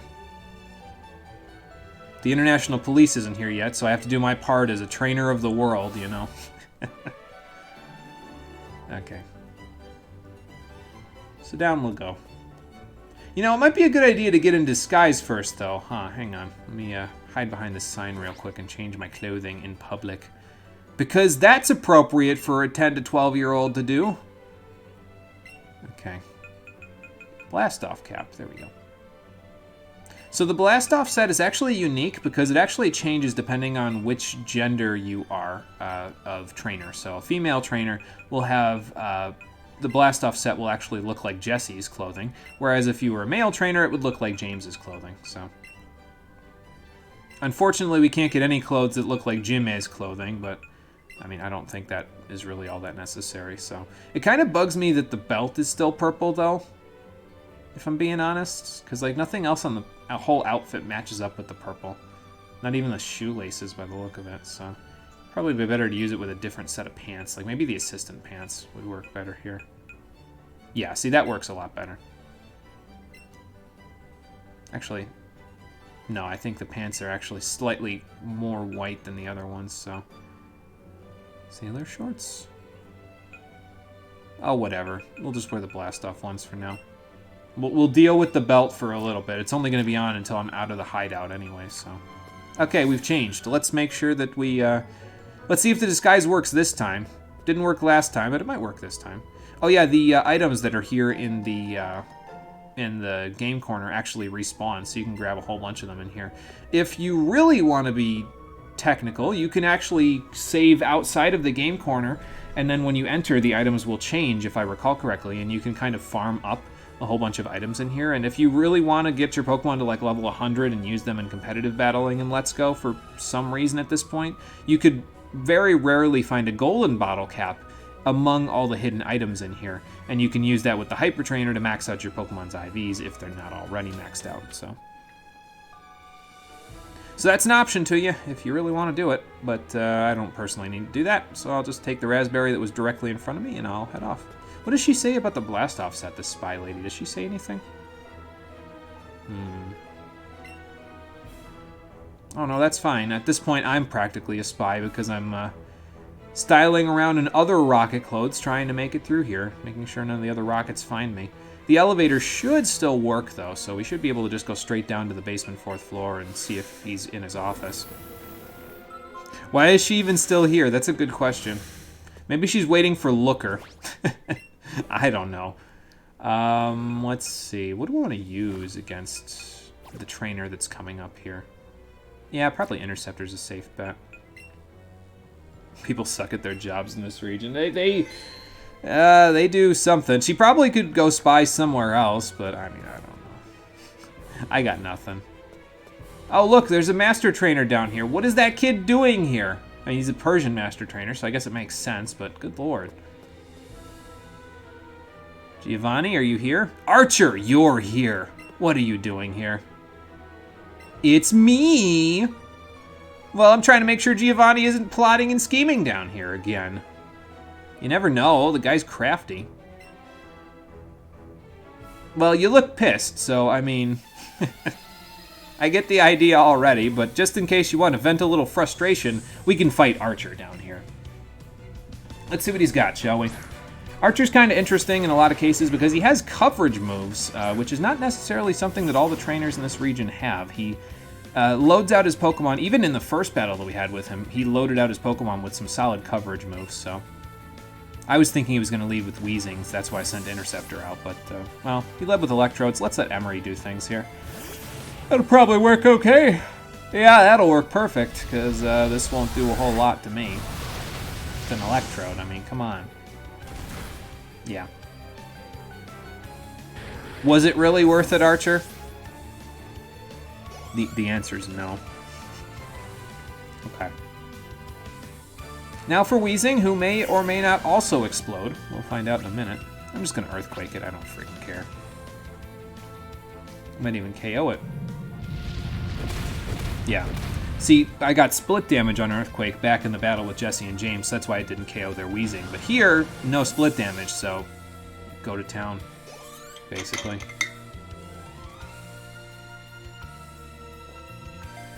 Okay, he's also got a Golbat. I mean, I have Rock Slide for this. I'm kind of keen to just let Emery take care of business for right now. I might change my mind, though, because it has Air Slash, and that hurts a little bit. Yeah, it's avoiding my Rock Slide, so... Mithra, I need your help! But yeah, ideally, refighting all of these trainers will actually help us out against the quote-unquote super bosses of the game. They're not really super bosses, but they have Pokemon that are in the high 60s in levels. So, fighting all of these trainers will get me experience the way that you're probably supposed to normally get it. Instead of the method that most of the internet chooses to use, which I'll also demonstrate a little bit, but I probably won't use it to...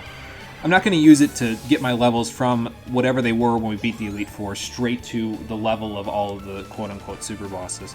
I want to show everything else first before I go bother with that. Oh, look, a Magmar. We know what to do with that around here, don't we, Mithra?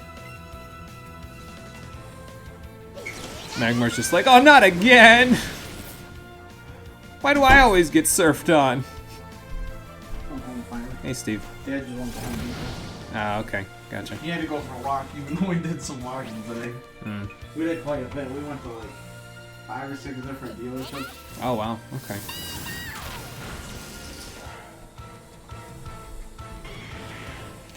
And that takes care of Archer.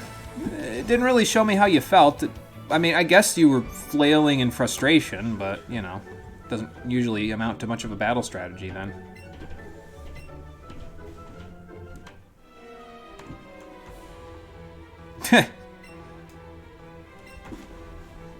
Oh, were you? Huh. Sure, read it for me. Dear Janae, congratulations on conquering the Pokemon League. I hold no grudges against you for what you did to Team Rocket. Yeah, that's a lie. Instead, using this defeat as a springboard, I would like to create an even stronger Team Rocket and officially announce our comeback. I will leave the Kanto region. I wish for your continued success here in Kanto. Farewell, Archer.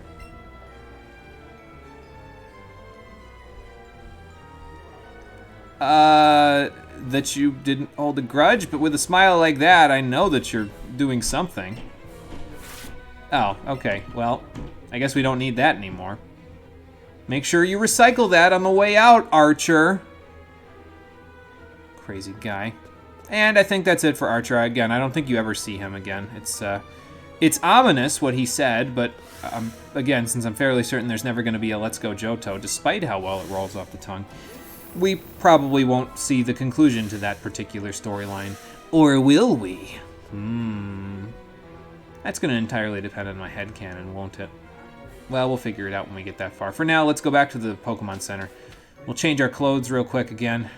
Back to the Raichu set, because I don't need this set. This set's I mean, it'd probably just get people angry because Team Rocket took over Silphco. So it's like, kid, why are you dressing like that after the practical terrorist incident that happened in Saffron City? So we'll just put the Raichu set back on. Then we got to go to Celadon Condominiums real quick just to see something.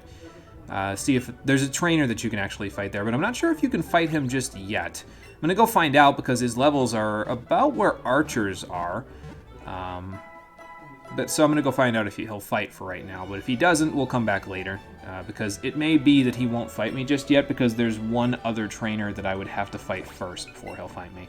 I'll explain why that is when we get there. But just for now, know that we're going to go find him. And if he does or doesn't fight us, it doesn't matter.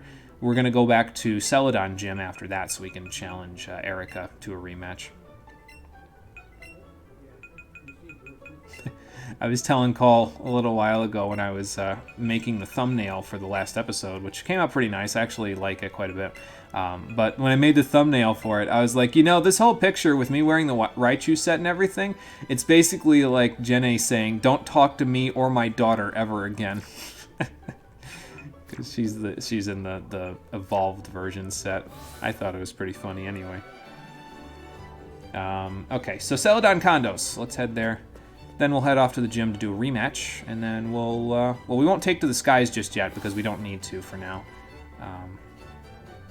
But we will later. Will we? Later? Am I ever going to use Petrie again? Actually, yes, I am going to use Petrie again once we, I think once we get to, this isn't where it is. No, it's the next floor. I think once we get back to Cerulean City, I'm going to use Petrie for one more thing that'll make it a little easier to get to where we need to go. But I'll talk about that when we get there. Now, which one of you is the guy that I'm looking for? I think it's that dude up in the top left, the one that looks like an ace trainer. Although, actually, I think he looks more like a coach trainer, but you know what I mean. Hello, so this is Game Freak developer Morimoto. He's in a lot of the different Pokemon games since, I think, like Gen 4, basically. He's been like a cameo trainer, so... Sure, I'll battle you, even though I haven't battled all the coach trainers yet. I'll see if I can battle you. Here I go. Yeah, there are a lot of allusions and hints to Let's Go Johto. I know. It's a shame that they didn't actually do anything with it. So, Game Freak dev Morimoto has 6 Pokemon in his team. They're all around, like, the mid-50s, if I recall correctly. Yeah, like 54. Maybe there's a 56 in there somewhere. We're gonna take care of them right now. I'll Will-O-Wisp real quick. We probably don't need to burn this Kangaskhan, but I mean, it's pretty physically strong, so make it easier for whoever I'm gonna send in for this. Yeah, Outrage would have hurt a little. Actually, I think Interceptor might be fine at this now that it's burned. If it wasn't burned, it would be a bit of a problem, but yeah, we'll see. Excuse me, good lord. Lunch is attacking me. Okay.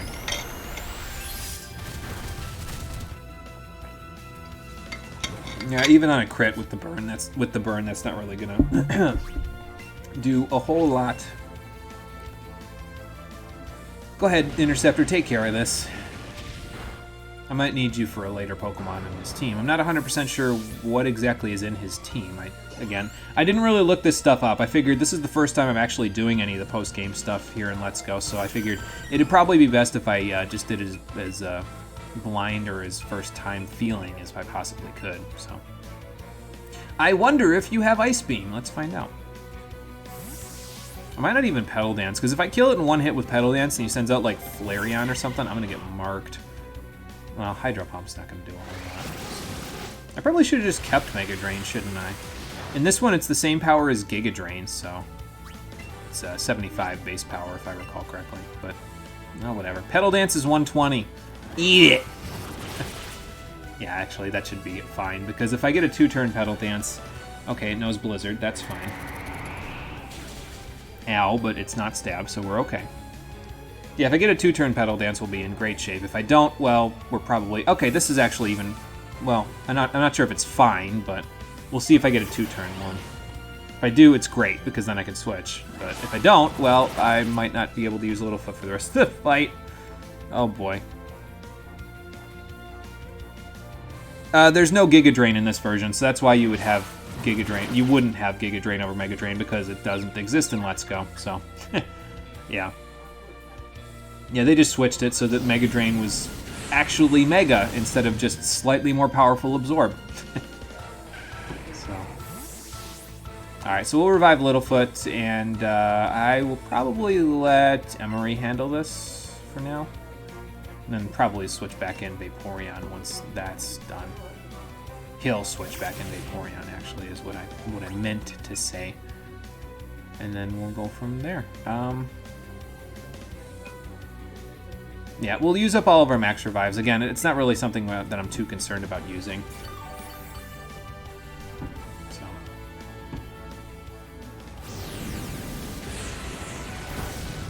Ow! That was a crit, yep. And a burn. Okay, I need the full restore right now. I mean, fine then, Flareon. If you want to kill yourself with Flare Blitz, then you can do that. Yeah, I'm gonna Hyper Potion. Since I don't need to use the full restore, I'll use a Hyper Potion. I don't feel like getting critted again, because crits would probably not do us any good. Yeah, I mean, that's a roll, I guess, but yeah, well, I think we'll be okay. Do I set up Stealth Rock since you're going to KO yourself with Flare Blitz anyway? No, you're not going to KO yourself with Flare Blitz because you're using Quick Attack. But Stealth Rocks will still come in handy, so I'll use it. Okay, now that that's the case, since now he can definitely KO me with Flare Blitz, let's switch in Stitch. Although he might just use Quick Attack now that he's low on HP. I don't know what he's doing. I'm just going to let him do it. It's fine. Okay, now he's going to KO himself with it. And that'll do a big fat load of nothing, basically. Because, yeah. And now I can get away with having the Stealth Rocks up and eating my cake, too. I don't know where I'm going to get the cake, but I'm going to find some. Hey, me through good to level 61. Maybe I'll ask that nice old lady on the first floor to make me some cake. She already used to give out tea and everything in the previous generations, so... He's also got a Jolteon, so what, we've taken care of Flareon. His Vaporeon is fairly weak, and then he's got this Jolteon as well. I don't know if I like Emery's HP total, so I think I'll switch in Littlefoot and let him take care of it. Because probably in a couple of hits I can take care of this Jolteon, so...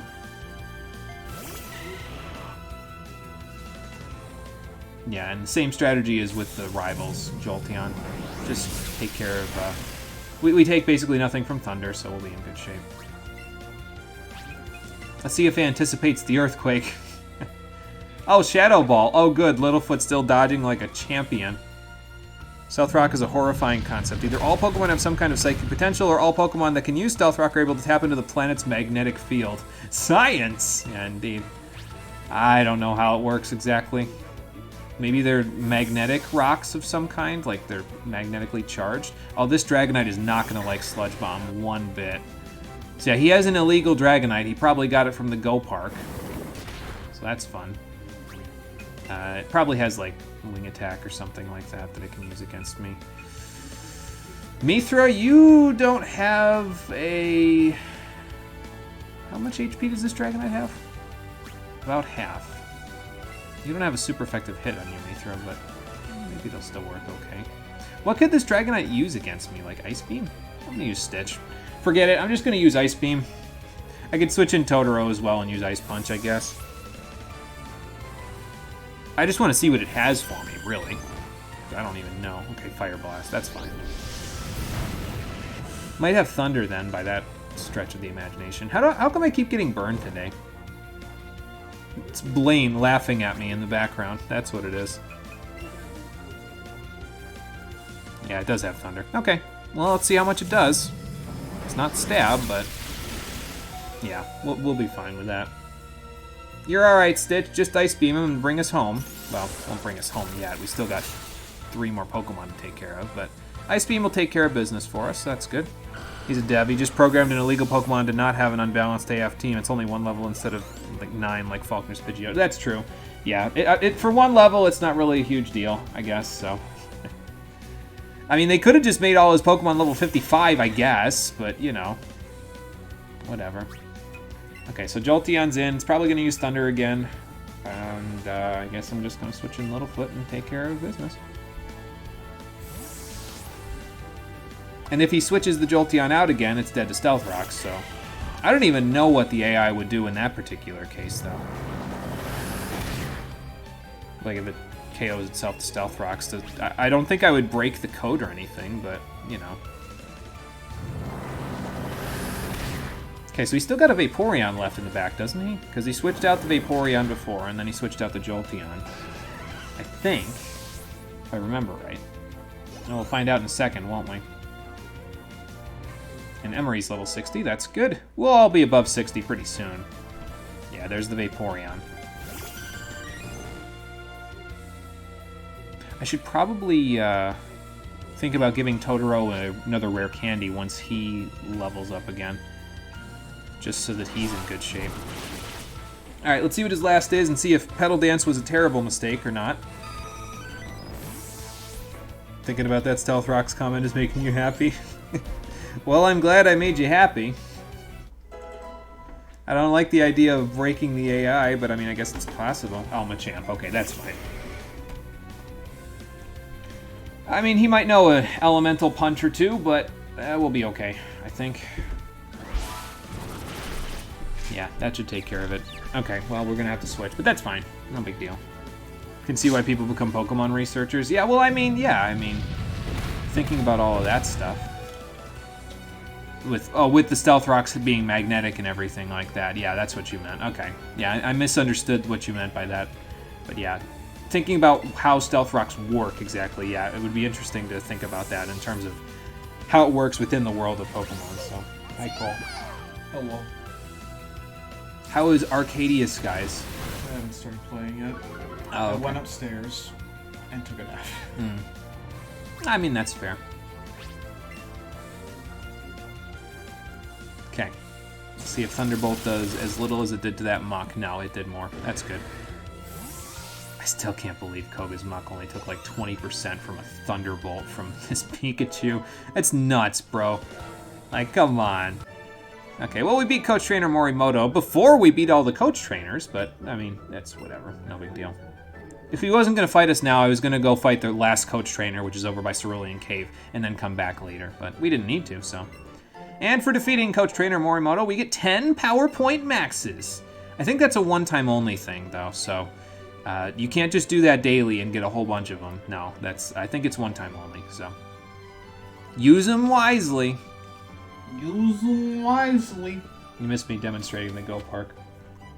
We caught, like, a whole ton of Pokemon from it. Well, 8, I guess, but then we evolved a bunch of them, too. So... Alright. Next thing's next, we're going to go to the Pokemon Center. And I'm going to heal real quick. And then we'll go challenge Erica to a rematch. And then we'll go take on probably the most terrifying of the gym leader rematches, which is Sabrina. So, because I still don't have a solid answer to most of her stuff. Hopefully we'll have our boost back by then, because then I can just give it to Totoro and let him run a train over her entire team. So, we'll see. Also, Cole, you can be commentator for a minute, because I'm going to go use the restroom. Well, unfortunately for you, I just woke up from a nap, so my commentating abilities are in the negatives. And also, I have read in 3 hours. That's fun. Talk about that, then. Also, I'll be right back. One moment, chat. I'm dehydrated. I thought you were going to say, one moment, chat, I'm dehydrating. Alright, let me go over to the comfy side of the couch. You still didn't bring a pillow down? I peso. Alright, just Marie in the chat, I think? Alright. I have officially stolen this stream.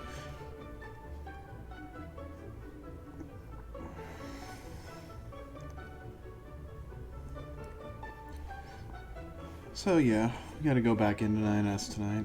We gotta help somebody out. Not even sure who I'm gonna be needed, but I'm gonna be on standby in case one of the tanks loses their minds, or perhaps I will actually be in there. Who knows? I don't know, I just play Dark.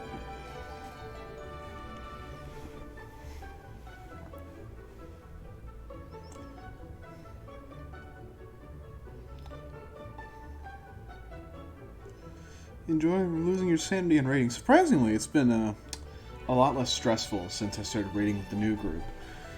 We cleared 9 and 10 in like 45 minutes for re-clears. We've been doing that consistently every Tuesday. It's a lot nicer just to have to focus up for 1 or 2 runs rather than just like 3 hours of straight prog, but it's only a matter of time before we have to go into 11 and 12, and I'm not sure we're actually going to clear those this year, but I am looking forward to 6.0. So that way we can go into Pandemonium, which is a new raid tier, and start from the beginning and clear all the way through to 12. Which will be nice. I've never done a raid tier fresh during a new expansion. So it'd definitely be an experience. Oh, man. Oh. Yeah.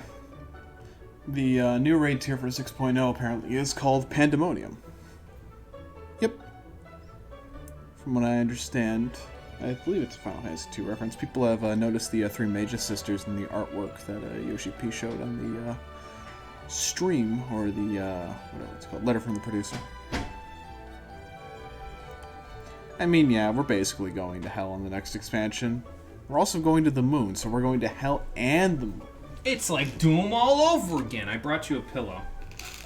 You can't just blow a hole in the surface of Mars. Doom guy, watch me. Objective: blow a hole in the surface of Mars. Well, that's fun. Did I mention that Doom Eternal is an amazingly well-written game? For a game that's about blowing up demons, it's amazingly well written. So, yeah, the idea of it is Pandemonium. That's what the next normal raid thing is, right? Pandemonium, and it's probably hell on the moon, just like in Doom. So, is Endwalker a 4 and 2 X pack instead of just the 4 X pack? So it's taking the most well-known elements from 4 and the only well-known element from 2, other than the fact that the internet hates 2, and smushing it together with 14 stuff. So I don't know if we're going to see the 4 Fiends from 4. I don't know what they're going to put in there from 4. But the thing that everybody remembers about 4 is the moon, so of course they're going to use the moon. They've been kind of building up to that, though, for a while. Like, they've been thinking about the moon since, like, I think Heaven's Ward. Like, one of the patches in Heaven's Ward, if I recall correctly, so. Oh, that reminds me. Today's Monday. Why do you have raid? Is it just because of reset tomorrow? Not reset. Somebody didn't get their re-clear. Oh, okay. Or somebody needs to clear, like they want to start raiding with us as possible sub. Oh, okay. So we have to get them up and ready to roll. Gotcha. Can I? No, and unfortunately, they learned Happy Strat for Brambles, so that's going to be a pain in the ass. I don't know what that is. So, have you seen me? Speaking of Brambles. Have you seen me in 9 yet? A little bit. Have you seen me with the part where the big seeds drop on our heads? No. Okay, so would it be easier for you to just not explain, because my brain would hurt? I mean, 9's really not a complicated fight. Cole said he could drag me through E9S kicking and screaming, basically, even though I've never seen the fight before. So, essentially, Phase 1 of Savage has her change the arena. The arena changes into this big, like, garden. You've got big trees on all 4 sides of the arena, and those trees don't really play into anything. But during the phase, she uses a move which knocks you back. Then, seeds drop on your heads. These seeds create little AoEs that if you step in them, you get a big dot and you feel grave pain. You basically die, so. Well, they're survivable. They're not like some other AoEs. Like, you can stand, like, you can tap one and get out. Like, if you walk into one, not on purpose, you can walk out of it and not die. Oh, okay. So... yeah, no check to the Psychic Gym. Well, Totoro's a check, not a counter, so. Totoro's a vibe check. He kind of is. I'm just rereading through chat while Cole's talking to me about this stuff. So basically, the strat that we use, I believe, is MILF strat, which is you get knocked back. Is that MILF strat? MILF. Like, MILF, like what it actually... Myth, I should say. Myth strat. Because I was going to say, who names their strat MILF strat? How horny are they for Dissidia version of Cloud of Darkness? Good lord. I'll tell you who was horny for Dissidia version of Cloud of Darkness. The art director of Dissidia. Only well-known element because there was so much in 2 that was more memorable, like Leviathan. See, the problem with 2, right, is that it introduced a lot of things that are memorable in the series. It introduced chocobos, it introduced monsters in a box, it introduced Leviathan, it introduced a whole lot of elements that are memorable in the series. The problem is that every other game after that also had those elements in them, so 2 doesn't get the... It doesn't get the credit for them often when those sorts of elements are being used. So like when Leviathan was put into A Realm Reborn, 2 doesn't get the credit for it because 3 was the first one where you saw Leviathan as a summon rather than a dungeon. So if they're going to give credit to what Leviathan is, it would probably be from like 3 or maybe 4 because it was a sea monster and you were on a ship. So I don't know. What other game has you being swallowed alive? I know that Leviathan is the one that you're talking about, but when people think of Leviathan in the Final Fantasy series, they think sea serpent. And I know the Leviathan in 2 is a sea serpent that swallows you whole, but they don't think of that sea serpent. They think of Danger Noodle that throws a tidal wave at you in a summon battle. So, yeah, that's what I mean. So, I know I'm grumbling with you.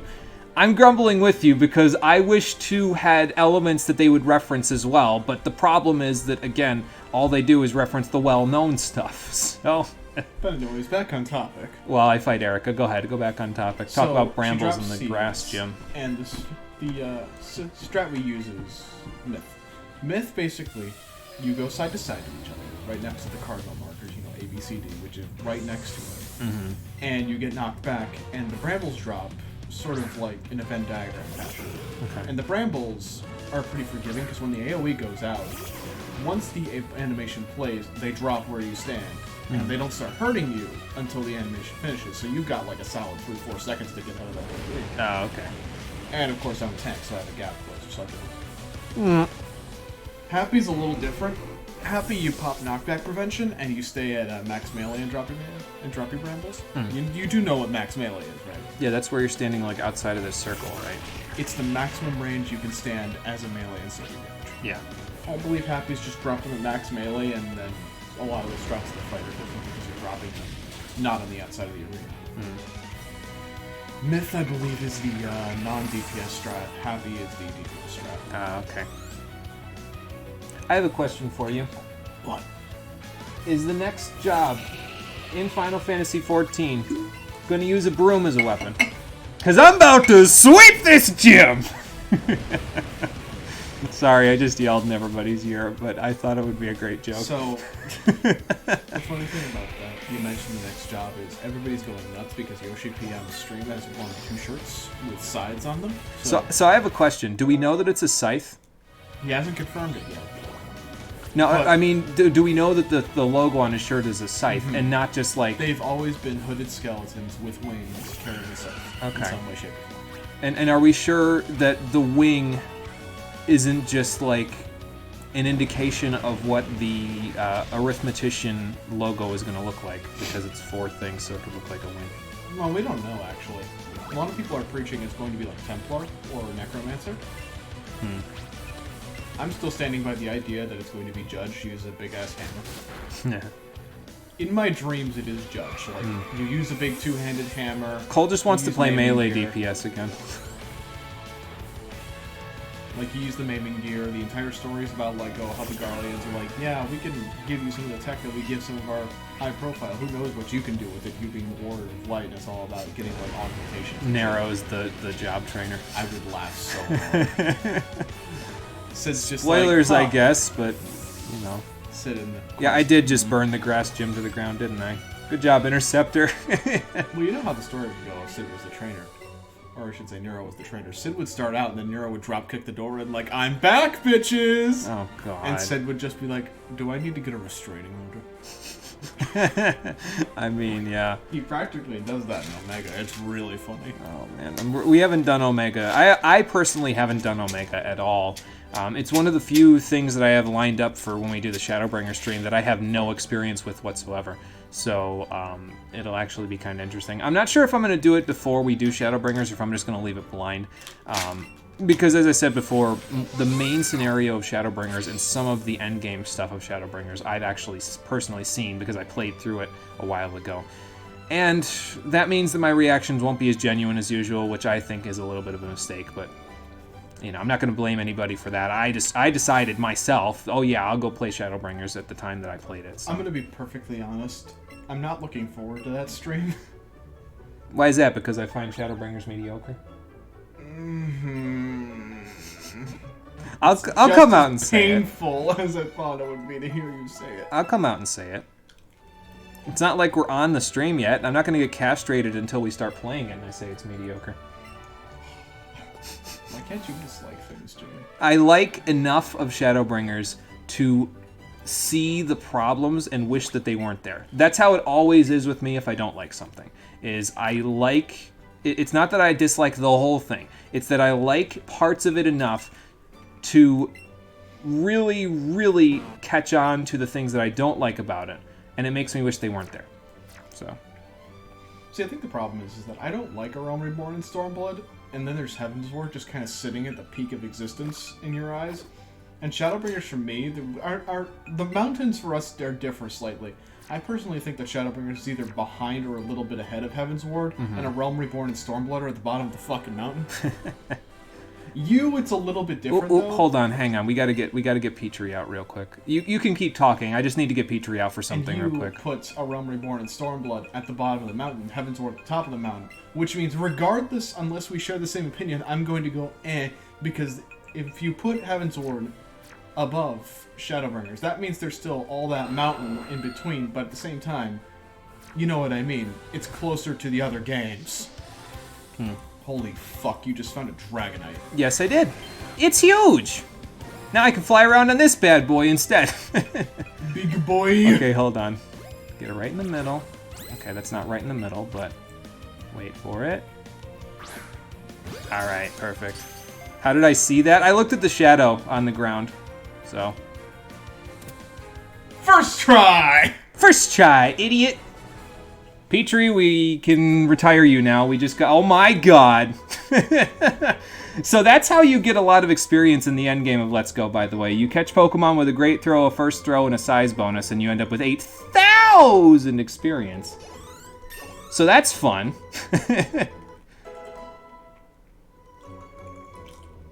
Yeah, I think 2 is fun as well, but you knew that already, so... I like 2. We'll get there. I can't do it while I'm focusing on my older games, but when we get to the newer stuff, I will. Don't have much knowledge of the story, it's got hype moments, but yeah. That's basically my feelings in a nutshell. That is a 10-foot-tall Dragonite! Let's read its Pokedex entry, shall we? It is said that Dragonite lives somewhere in the sea, and that it flies. However, these are only rumors. Because not many people get to see this bad boy, but hey, there he is. And there's a whole bunch of Jigglypuff down there. Oh, by the way, I should mention, if you're like over a ledge or something while you're flying, your bag and your communicate will be grayed out, so you actually can't land there if you tried to. So, now that being said, everybody's basically at the same level as Mithra now, so that's just fantastic. Excuse me. But anyways. Most people finally caught up. So back to the mountain example. Mm-hmm. The reason why I say whenever you talk about your opinions in Shadowbringers isn't because I don't value your opinions. It's because, how would you feel if you put... Let me put you in my situation. Your scale is basically bottom of the mountain, which is Stormblood and A Realm Reborn. So the bottom of the mountain for me is A Realm Reborn. Stormblood is slightly above that. Shadowbringers is at the same level as Stormblood. And then Heavensward is the only one that is actually comparable to any other Final Fantasy game of the expansions. Exactly, and this is a fucking mountain we're talking about. Right. Whereas me, it's inverted. I put Shadowbringers on a much higher pedestal because I thought that the story was actually really fucking good. And I felt for all the characters in their struggles. And my opinion should not discount that for you. Precisely. Like, I personally think that Ilmeg's one of the best parts of the game. But then again, we share that opinion. Yeah, Ilmeg is one of the best parts of Shadowbringers, frankly. Like, and it's hard for me to say that because it's like, okay, it's the Feywild. Most people hate the Feywild, but they did a really good job with it, surprisingly enough. Listen, there's one of two ways you can depict the Feywild. The first being how Shadowbringers do it, and the second being how I experienced it in D&D. It's not a fun experience. Never go to the Feywild. Okay, Totoro, we got to get you warmed up for the gym. Ready? We're going to take you out of the Pokeball again one last time before the game's over. Feywild to the place I'm going to live. I mean, maybe. Oh yeah, you haven't seen Snorlax running, have you? I love how you're holding on for dear life to its belly. Well, yeah, it's like a Totoro. That's why I named him that. And the Snorlax doesn't even give a shit. You're sitting there. Now just imagine if he tripped. I would be dead. No, you wouldn't. It's a cartoon. I mean, yeah, it's true. I'd just be a pancake. Pancakes. Isn't it kind of redundant to have Charizard and Dragonite in the skies, but you have to be in the skies to catch them? Yes and no, because as long as you got the old Amber, you can catch them in the skies. It's just, well, you have to have gotten the old Amber so that you can have the Aerodactyl to go up in the skies. So it's not ideal. Oh, also, you actually don't even need the old Amber now that I think about it. If you can catch an Onix, Onix actually functions the same way. It allows you to catch Pokemon in the sky because it's so freaking tall. So... But moving back to Shadowbringers, and I probably shouldn't be talking about this, but like at the same time, this has been something that I think has been long overdue that we talk about on the stream. Okay, what's that? So, no, just talking about Shadowbringers in general. Oh, okay. Where am I going? I have to redo this puzzle, unfortunately. Yeah, work around in the form of Onix, exactly. Yeah, so that helps a little bit. Too. Steelix isn't in this game because... Damn it! Yeah. So anyway, keep going with your spiel about how I definitely cannot tell anybody that I think Shadowbringers is mediocre.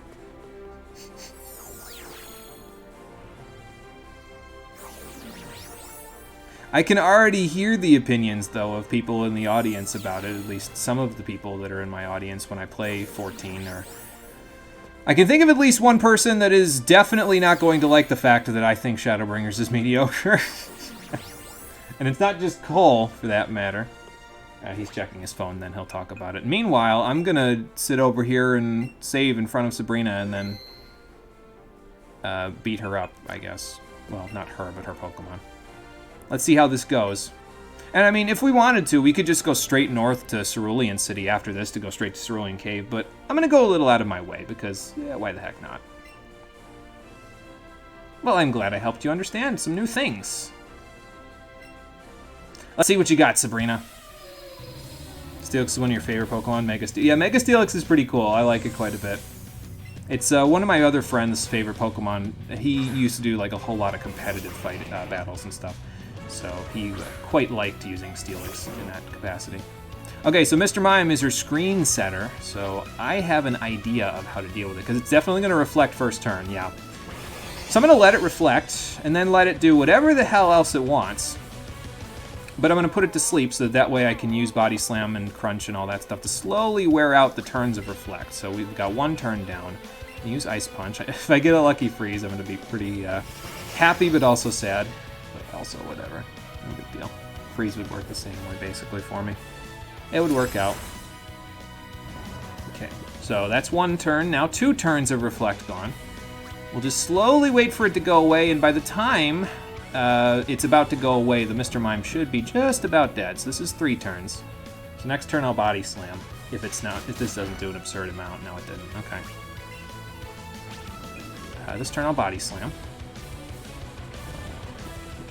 So this is 4 turns after this one's over. And worst comes to worst, we'll just deal with... Okay, yeah, so perfect. So now I'll just Body Slam one more time.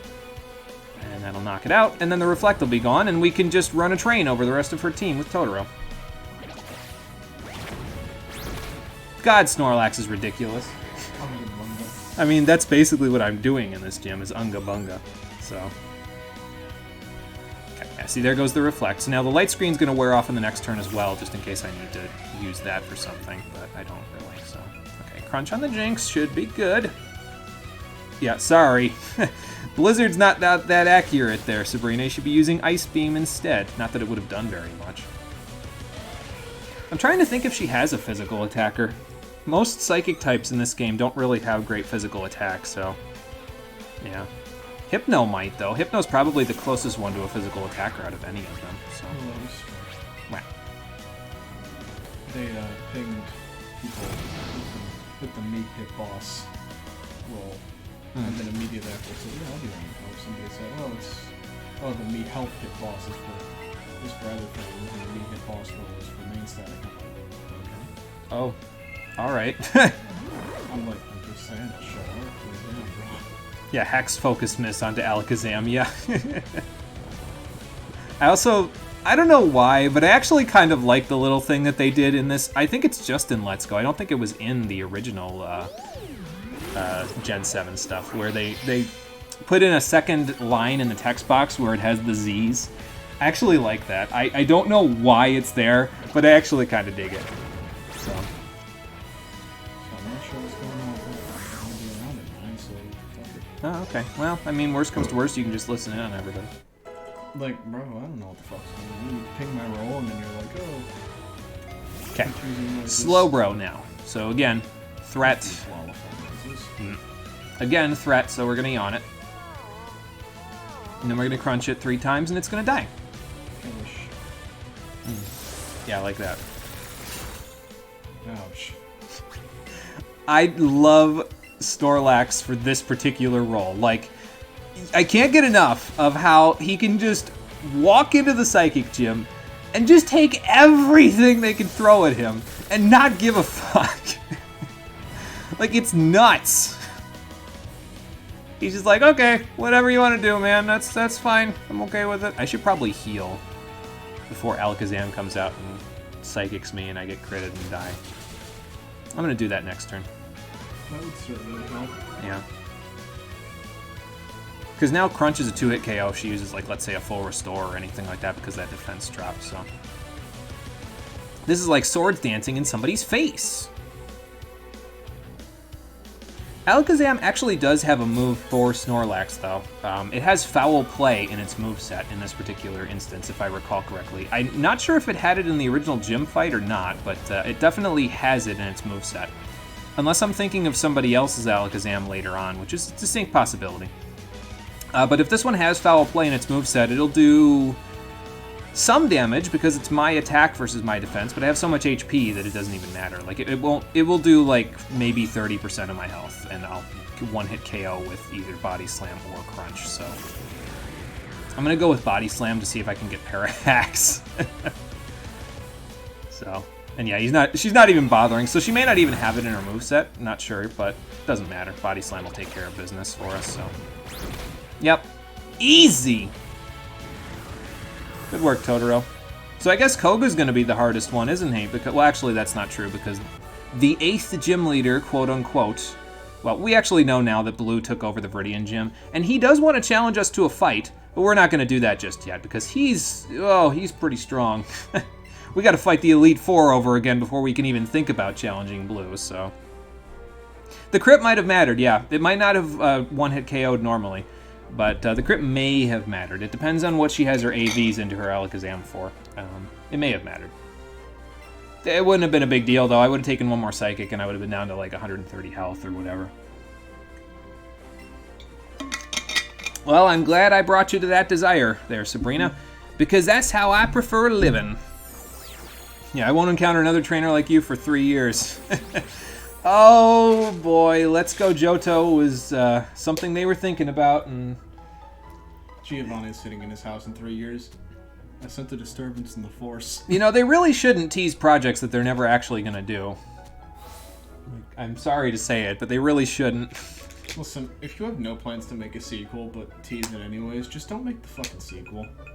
Well, that's exactly what they did. They teased it, and then they didn't make it. They're making the references because they made the references in, like, Gen 3 and, you know, all that stuff. So. Look, all I'm saying is, like, bro, don't tease people who like the Let's Go series like that. Yeah, that's not cool, Game Freak. Stop it. Stop it. Let's put Totoro away. We'll run back to the, what's it called here? Have I missed anything on my list? Let me see. Morimoto, Erika, Sabrina. No, I have not missed anything on my list. And there's 2 things that we need to... 3 things, excuse me. There's 3 things we need to do in Vermilion City. One of them was pretty quick, but we'll see what we can do about it. And one of them, of course, is go defeat Lieutenant Surge in a rematch, so we're going to go do that basically as soon as we get there. So I might get done with everything I want to do today, but I'm not 100% sure about that just yet, so we'll see. Here's hoping. I know where I want to get to, but I'm not sure if I will definitively get there today. So, we'll see. I want to get to Cerulean Cave, but I don't want to go to the bottom of Cerulean Cave today. I just want to get to the second floor, which has changed up. The layout of Cerulean Cave has changed quite substantially in Let's Go. It's less of a maze and more of an endgame farming spot, basically. We'll talk about that when we get there, but just know that the layout has changed quite a bit. Already been 2 hours. Post game is short when you think about it. Yeah, but I kind of prefer it that way, if I'm being honest. Okay, that rare candy that I was talking about, it's here now, so it respawns daily on this hill. So if you need rare candies, there you go. I kind of dig it though that the post game isn't too long, because it makes it easy for me to just come in a couple of streams and then we're done. You know what I mean? It's not like it's a huge time commitment like it is in some games. And that's usually why I don't bother with the post-game in some games, because usually by the time I get to the post-game, I'm already worn out from playing the game itself, so I don't end up wanting to do the post-game. Jesus Christ, don't even get me started on Custom Robo's post-game. Oh my god, half the game is the post-game in Custom Robo. You know, I legitimately forgot how little parts they give you in the main game. It makes the final boss fight against Rahu a nightmare.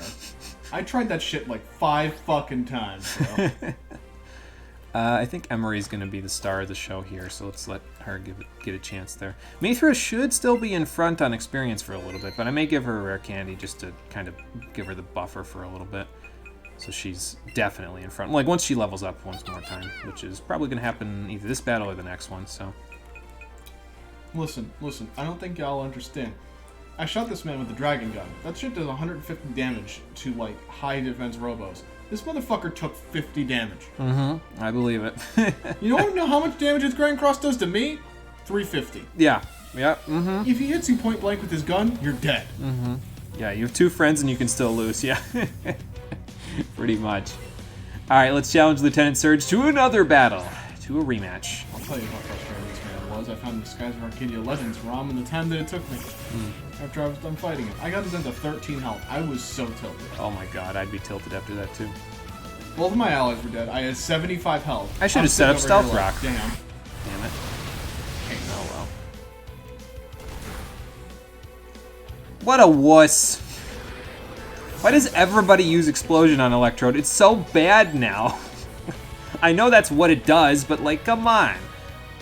Come on. It's an awful move now. You've probably got Ice Punch, don't you? Yeah, I don't fucking care. I can take it. Bring it on, Electabuzz. Ha! I probably would have taken about 100 damage from that, so I would have had to heal next turn, but... I mean, back in Gens 1 through 3... Yeah, back in Gens 1 through 3, when Explosion ignored defense, yeah, then it was legit. Like, then you don't mess with Electrode, because if it blows up on you, your Pokemon is probably dead. I mean, that's the case for most things that would use Self-Destruct and Explosion back then. So, but now that they made it so it doesn't ignore defense anymore, it's like, okay, well...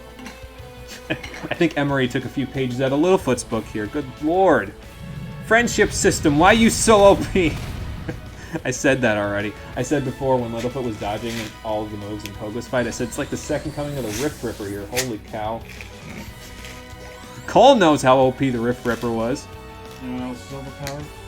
Orange Tic Tacs. Cole likes orange Tic Tacs. These things are crack cocaine.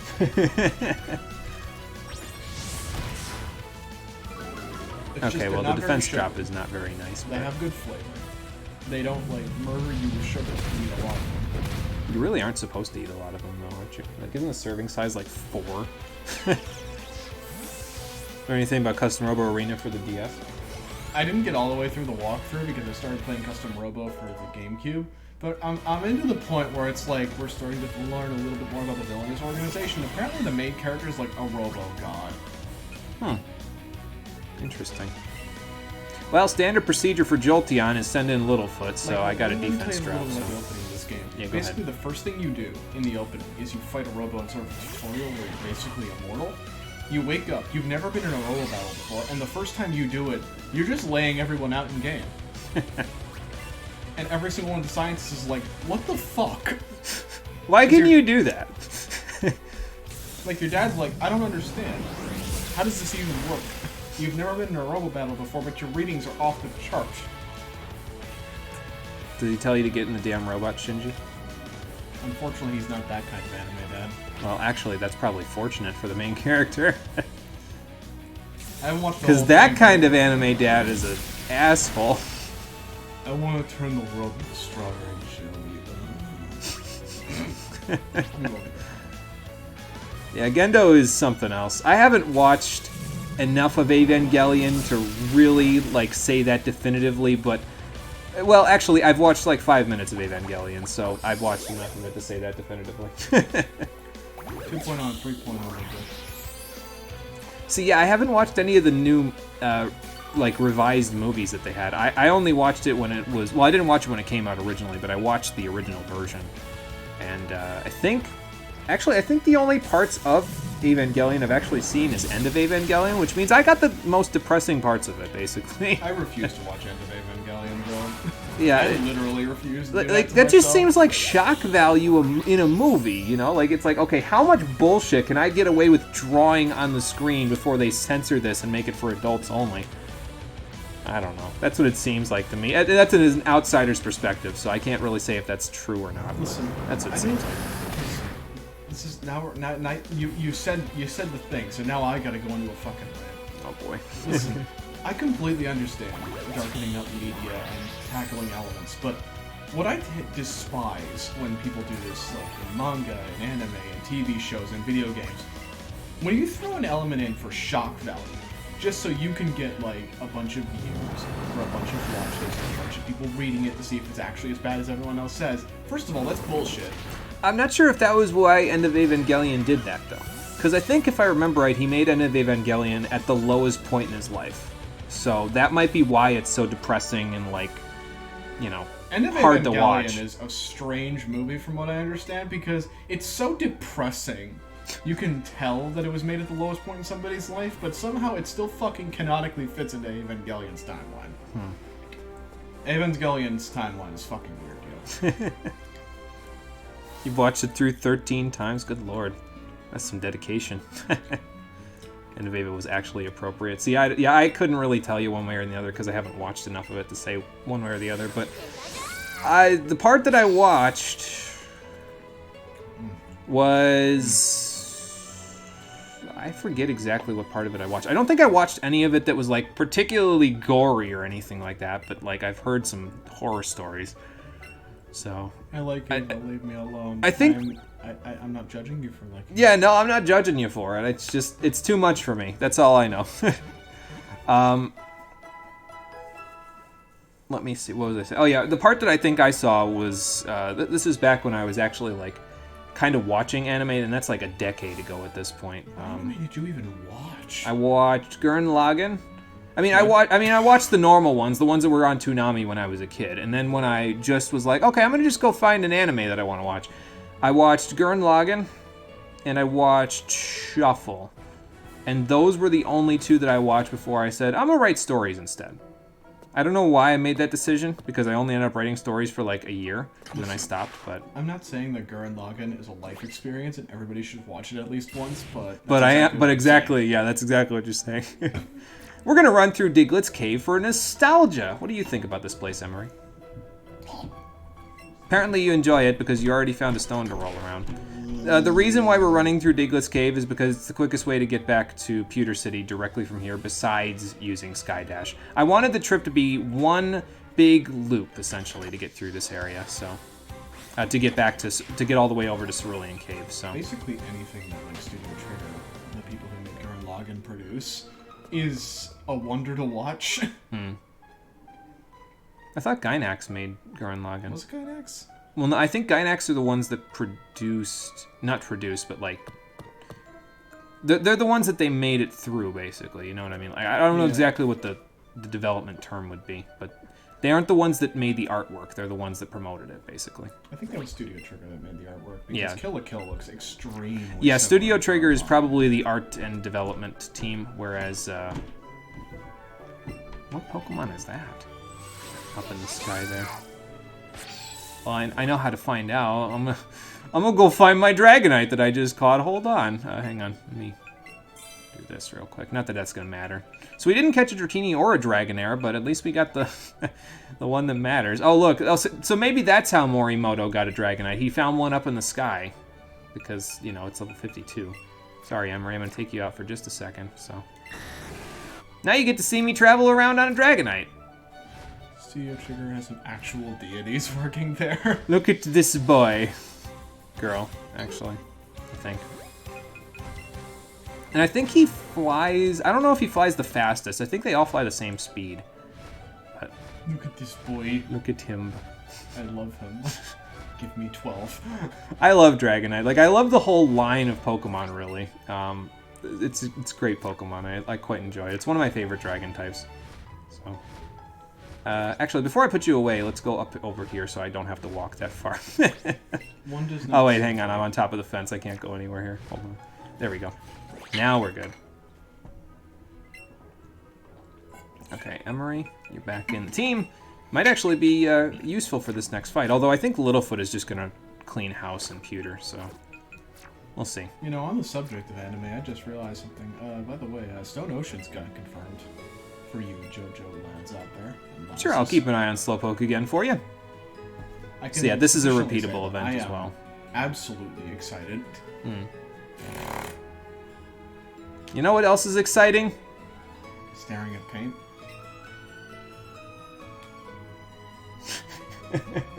Cole's like, I'm in this tweet and I don't like it. Oh boy, yeah, this event is repeatable and she gives you, I think, a big pearl every time you do it, so. Marie's excited because part 6 is cool. Part 6 is was my favorite part, just in general. Like, Golden Wind is not that far behind it because Golden Wind is actually wonderful. I have no idea what you're talking about. JoJo. Oh, okay. The thing that I need to make you watch at some point or other. Forcefully if necessary. I've heard a little teeny tiny bit of the soundtrack of JoJo, and that's about my entirety of my experience with it. One does not simply experience Golden Wind for the first time again. It's wonderful. Oh, how many Pokemon did it say I had in my decks? Oh, we're at 115 now. Okay, cool. After Part 5 ended, people were literally making up rumors that Part 6 was going to be skipped. Why the hell would they skip Part 6? Because aren't they pretty far ahead with the manga at the moment?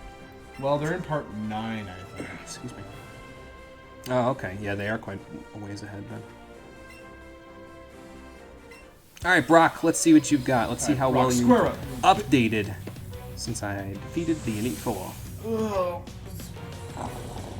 People just don't like Part 6? Oh, that seems a little unfair, though. I mean, people are just wrong. It's okay to be wrong. It's okay to be wrong sometimes. Alright, it's Pedal Dance style on that man's. But no stealth rock for you! Don't like Part 6. Like, I can tell people that it's a massive spoiler for manga. Maybe don't say it. I don't know how many people are actually watching JoJo in here, but, you know.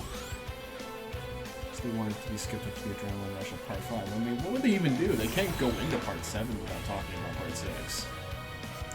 Slideshow.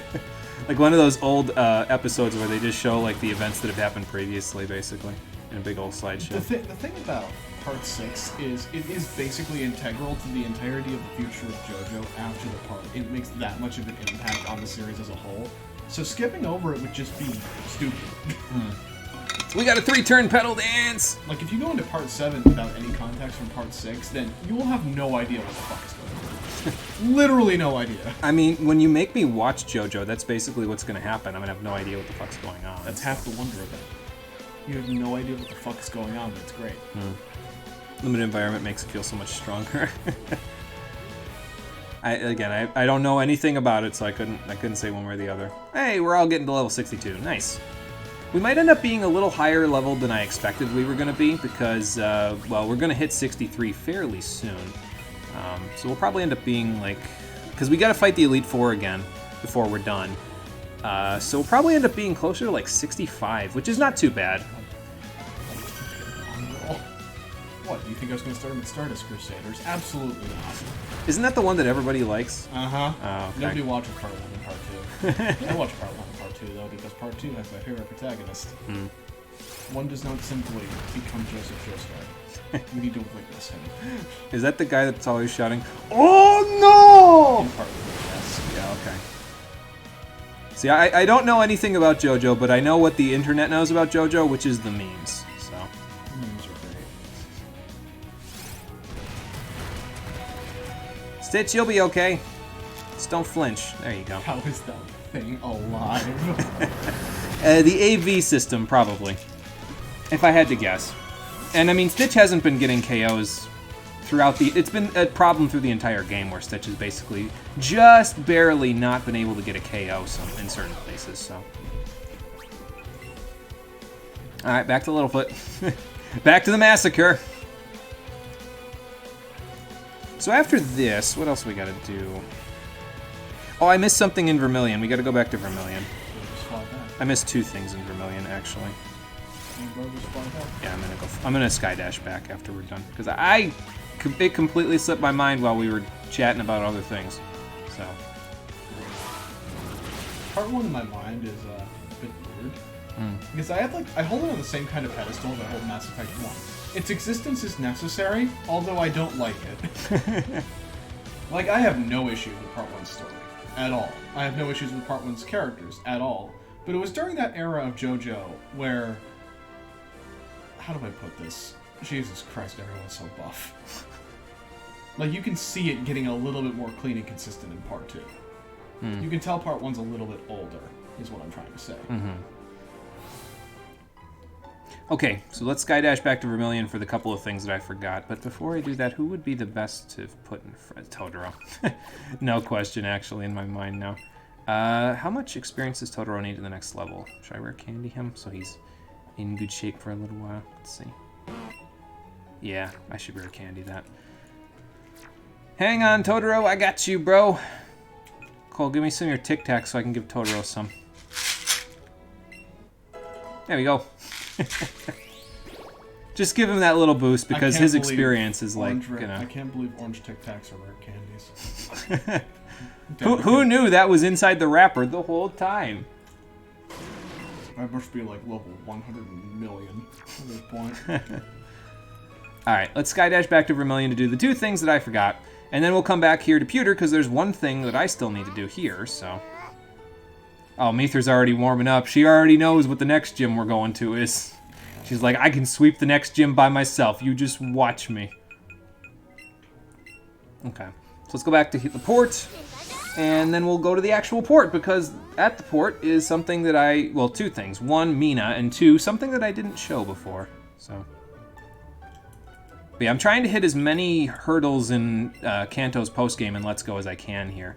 I'm trying to get basically everything in. There are other things, and namely those other things are the 152 Master Trainers that I won't be fighting. I will be fighting exactly 1 of them. And the secret boss that you get to fight if you defeat... I think you only have to defeat 6 of them to access the secret boss, but, well, since all of the Master Trainers have their AVs stacked to the ceiling, I get the suspicion that that trainer also has their AVs stacked to the ceiling, and their Pokemon are in the 80s in level, so there's no friggin' way that we're going to get to that point. Is it bad the first thing I thought of is, oh god, Red's in the game? Well, I mean, Blue and Green are in the game, so is that really shocking? Mina's here. Let's see if we can fight her. I mean, let's get real. We know where Red is right now. Let's do it. Mount Silver. Oh. I was going to say somewhere else. He disappeared after he won the Pokemon League and went up to Mount Silver. I assume that you and I assume that Jim either got rid of the champion that made Red leave, or Red just kind of left the title. In Let's Go, there was no champion before Jime became the champion. That's the thing. They were first introducing the champion concept when Jime and Jenny left Pallet Town. When they completed their challenge, that was when they were introducing the champion. So when Red, Blue, and Green were doing their gym challenge, the champion wasn't a thing. They just beat the Elite Four and left, basically. So that means canonically Red's probably on his way to Mount Silver as we speak. Well, spent years up there training. Well, in my head canon, I know where Red is, but we can't talk about that until we get to Coliseum. Yeah. And we'll be getting to Coliseum fairly soon. I want to spread out the Pokemon playthroughs just a little bit because, I mean, I could play Coliseum next, and then it's probably the most scratch disc I have of all of them. So it's probably the most likely one to not work anymore eventually, but not the point. Point is, I want to spread out the Pokemon playthroughs a little bit so I'm not just playing them back-to-back because that's a little too much Pokemon for me, so, yeah. We got a follower. Yes, we did. Twiggy Muffin, hello. Thank you for coming to the stream. Thanks for following as well. I appreciate it. Welcome. How are you doing? How many followers have you gotten on this one stream? You've got like on Let's Go, I've probably gotten like 8, I think. Well, actually, maybe it's closer to 6. I don't know, somewhere in there. High single digits. That's all I know. So what's this chick's deal? Mina was the fairy type island kahuna in Sun and Moon, I think. What the hell is she doing at Kanto? Gen 7. This is Gen 7, so she's here. There's no other reason. She missed her boat when the SSN was supposed to leave, and the SSN only comes to port once a year. Oh, that explains why she barely was in Sun and Moon. Yeah. Well, she had more presence, if I remember right, in Ultra Sun and Ultra Moon, but in Sun and Moon itself, yeah. Because I think if I remember right, yeah, that's how they explained it. Because Ultra Sun and Ultra Moon is like a completely separate timeline from the normal one. Wait, that's the pink girl from the little. Yep. Yes, it is. She's here in this one because, well, she was in Gen 7, so they said, yeah, we'll put her in here. You know, that reminds me, Blue and Red were in Ultra Sun, Ultra Moon. They were optional bosses. They were in Sun and Moon as well. They were at the battle tree. Yeah, they were a lot older. In the Ultra games, they actually gave her a trial. She didn't have on the original. Oh, yeah, that's true. I completely forgot about that because I haven't played Sun and Moon since they came out, basically, and I barely played them all the way through, honestly. She gave you the Fairy Sea Crystal and left. Well, she was probably tired from having to manually swim back to Alola. I mean, she looks tired as is. Well, yeah, she's got a bit of an anemia problem, I think. For how sleepy she is. Probably roll her eyes down a little bit, and that shit's like blood red. I mean, she's an artist. Yeah. Of course she's that's fair. Yeah. Have you seen me when I'm in drawing mode? I forgot to eat both breakfast and lunch the one day. Yeah, I mean, that's why I'm saying, yeah, that makes sense. I finally stopped, I looked at my line art, I was like, why is my stomach yelling? Oh, it's been 12 hours since I ate. Actually, it's been longer. Say that she's just high AF. That's why she's an artist. I mean, it depends on how much paint she sniffs, but, I mean, I don't really want to put that on Mina. Isn't she like 15 or something? I mean, I guess you don't have to be a certain age to get high, but whatever. I thought you were going to do that originally anyway. So yeah, she gives you... Did she give me a bottle cap that time? I'm pretty sure she gives you a bottle cap every time you beat her, so... Yeah, she gave me a bottle cap. Okay, cool. Nice. And the last thing I need to do here in Vermilion is... Okay, I don't even need to go heal because I used the max potion. I find it... So, you may have noticed, if you recall from when the SSN was here, that there are those two platforms, parts of the platforms where they don't have these ropes around, so you can actually see-skim here. I'm going to go to the left first because I don't think there's anything over here, but if we go to the right, something magical is going to happen. You're going to get assaulted? No. So yeah, I don't know why they keep all these rocks in port. It's probably kind of hard for the ships to stay in port if you've got all these rocks. It's probably why the lighthouses are there. And just get some brick. But if we go to the right, you may recall a certain rumor going around in Gen 1 about Mew and a moving truck. God damn it. Here's the moving truck. Yeah, they kept it in this one. Why is there just a truck? So it was in Gen 1, and it was just here for effect. Like, they probably were planning on originally, like, having you be able to go here, and it's how they move cargo out of the ships and into the rest of the region. But they never allowed you to go there. And in this version, they kept it, so... Man, I don't think there's anything down here, though. Ballistic. Well, there's an item over by the truck. Somebody dropped some cargo over there, so we're gonna go look. Yeah, it is the truck, yep. People say she's 19 or so in the Alola games, you think? She doesn't look 19. There's a revive over here. You can come here as soon as you get C-Skim, so... Imagine how excited people would be like, this. oh, you have to buy Mew to get the thing. No, you don't. The truck's in the game. Here, watch! I mean, people did say that when Let's Go originally came out. They were like, oh, you could just go to the truck and use strength on it, like they said in Gen 1. And, of course, that did not work out. Because the truck is just there. There's literally nothing to do with it. It's just there because it's a nice little Easter egg to that old rumor. So.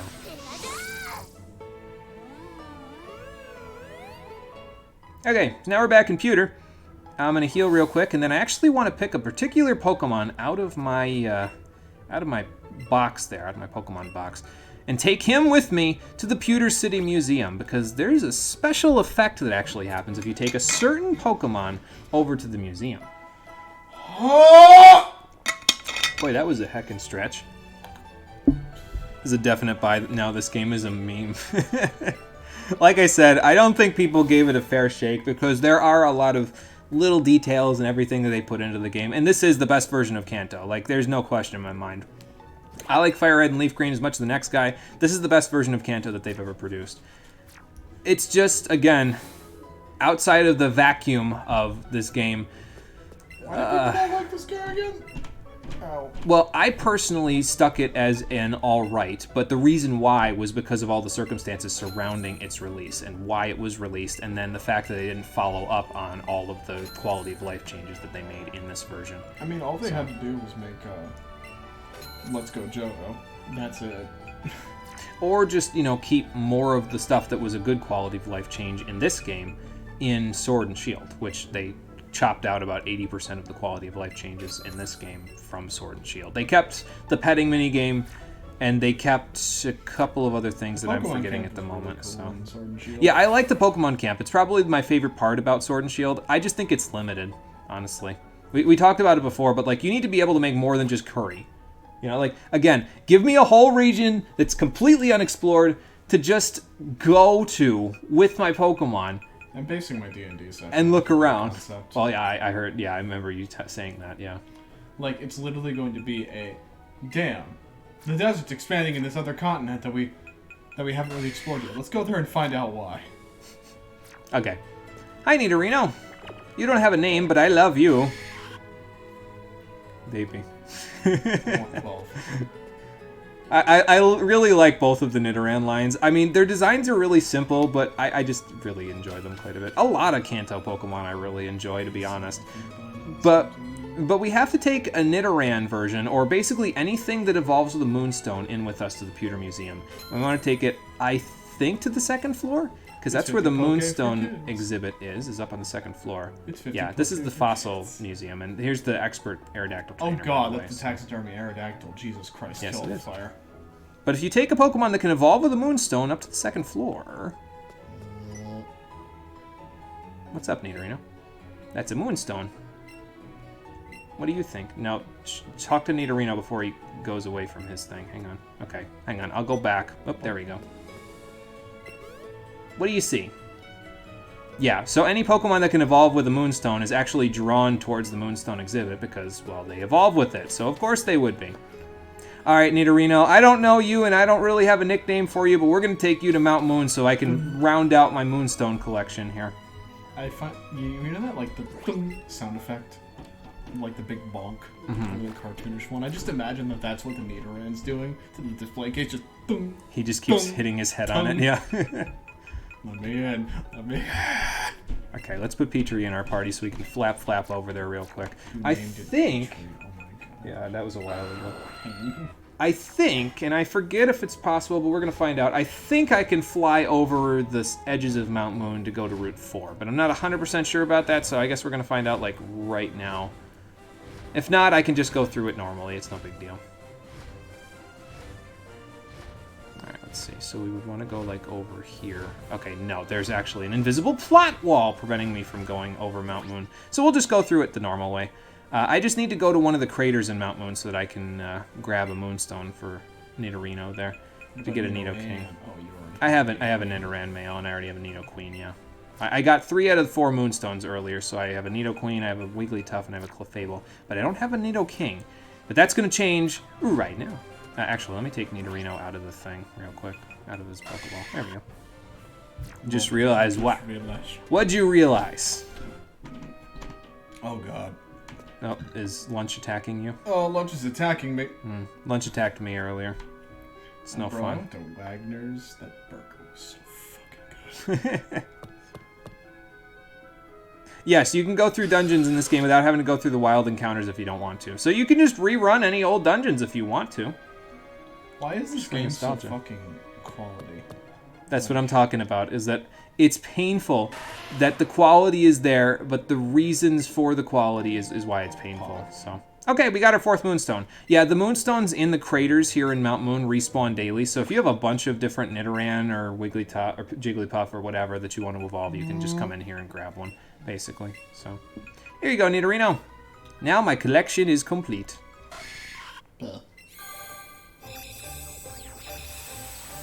And now we'll run through the rest of Mount Moon.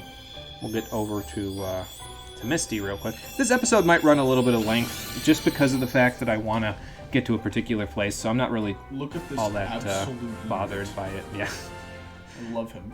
all that bothered by it running to a high length of time. I'm almost gonna shave, but I might lose my twirlable mustache. Oh, that's quite a thing to lose. Let's read Nidoking's Pokedex entry, shall we? Nidoking's steel-like hide adds to its powerful tackle. Its horns are so hard they can pierce a diamond. Damn, no wonder Giovanni had one. But diamonds are unbreakable. Da-da-da. Did I do that right? Did I tie in the JoJo? You did it. I can't believe it. Yeah, who's ready to rock the world with royalty? I know, now I have them, so I actually could. Well, I'd need to raise them like 60 levels first, but you know. Like I said, let me get variants of Nidoking and Nidoqueen so they have so they're double types that complement each other. Mm-hmm. And shit. Yeah, so you can use them in the same team without having to worry about them having the same weaknesses, yeah. I would legitimately lose my mind if that were the thing. I would run them in every single one of my teams in that game eternally. Which one would you change? Cole, what types would you want the Nidos to be? Well, I'd What do you want think? them to be two types that complement each other in terms of weaknesses. Like, they should not have the same weaknesses as a king and queen in their variant types, so I'm not entirely sure what I'd type them as.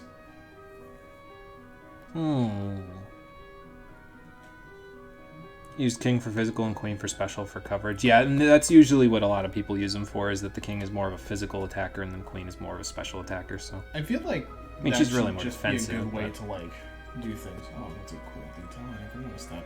And you can get a fresh water from someone. Wow, not it's that almost like this is a cave or something. Hey, look, some of the Team Rocket members are still sulking down here. Probably because you're not supposed to go back through here after you defeat Team Rocket, but oh well. I mean, I imagine that there's hiding out down here. It's a fucking cave. Who wants to go into a cave to arrest some people? Yeah, I mean, that's true. Plus, Giovanni's, like, Gone. bugged now, so... He's buggered off, so. It would have been a nice detail, though, if they had actually taken all the rockets out of Mount Moon. Because it's not like you can fight them again, so.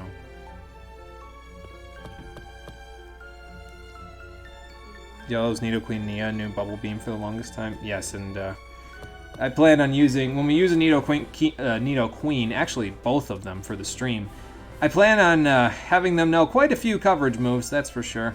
So, hey, the Bulbasaur trainer. Hey. No, we're not going to worry about that for now. That item has been taunting me this whole game, and I'm going to go get it, but not yet. I'm going to go through here first. Oh, excuse me, Mankey. Remember what you used to do with this thing's evolution and Battle Revolution? Yeah, oh yeah, that reminds me. I can talk about that. I had a, when I played competitive online in Battle Revolution, I had a Skuntank Primeape combo that I used in double battles all the time. And what I would do is I gave Skuntank a Razor Claw, I think is its hold item, to increase its crit ratio. It had Focus Energy in its moveset as well. I gave the Primeape a King's Rock and it knew Rock Slide. So first turn, I would use Focus Energy on the Skuntank and Rock Slide on the Primeape to try to flinch my foes so that they couldn't, kill Skuntank before he could do his thing. So then, I would have Primeape use Endure, and Skuntank would use Explosion. And it would kill most things because it would either get a crit or it would just do huge amounts of damage because that thing had a high attack IV and maximum attack EVs and everything else. Let me check my notes to make sure I'm not missing anything here. No, I'm not. Okay. And so then the thing is that Primeape has an ability called Anger Point where it maxes its attack stat. It gets +6 attack if it gets hit by a crit. So with the Razor Claw plus with Focus Energy, I had a very high chance of it getting critted. And then I would just destroy everything with Reversal and a whole bunch of other stuff. I think it had no, it didn't have a Salac Berry. I think I might have given it a Salac Berry later instead of the King's Rock because it worked better, but... I find that combo endlessly amused me when I was younger because it was just such a dick move. I mean, Explosion would usually kill or seriously maim 2 things on their team. You could only bring 4 things at a time. And then I would kill a 3rd thing with Primeape and the rest of the team could just clean up because then it would just be 2-on-1. So it really saddens me that Battle Revolution had a lot of good ideas, like being able to customize and buy clothes for your trainer to show off different things online. Yeah. And I remember one of the things I always wanted to do that I begged my brother endlessly to do because I didn't know how to IV train and EV train Pokemon in real life. / I was too lazy to learn. I really wanted to like build my own Elite Four in there. Like mono-type teams just with the Pokemon in Battle Revolution. Yeah. I didn't want to manually IV and EV train everything, though, because that was a pain in my dick, so... Understandable. Have a good day. Mithra, let's see if you can sweep. Mithra, get the broom. Mithra, turn into the new class in 14. You know, I remember once when I was in one of my showdown leagues, I named one of the Pokemon in my team Get the Broom as a fake out to make them think that that was my sweeper, but in reality it was just a setup role. Ah, okay. I was using psychological warfare. I mean, sometimes that works in a Pokemon game, so... I mean, it did work. Yeah. They went all in trying to kill this thing because like, because I was just kept setting up and setting up and setting up, and then I just casually pressed the Baton Pass and deleted their entire team. Welp. And I distinctly remember Brony in the other room saying, this shit right here, this is why Baton Pass was illegal in our last league. I was laughing so evilly in the other room. Oh boy. That is one of my fondest memories from that league. Oh, I'm gonna get hit big. This is gonna hurt. It's gonna hurt. Ow. Okay, it didn't hurt that bad.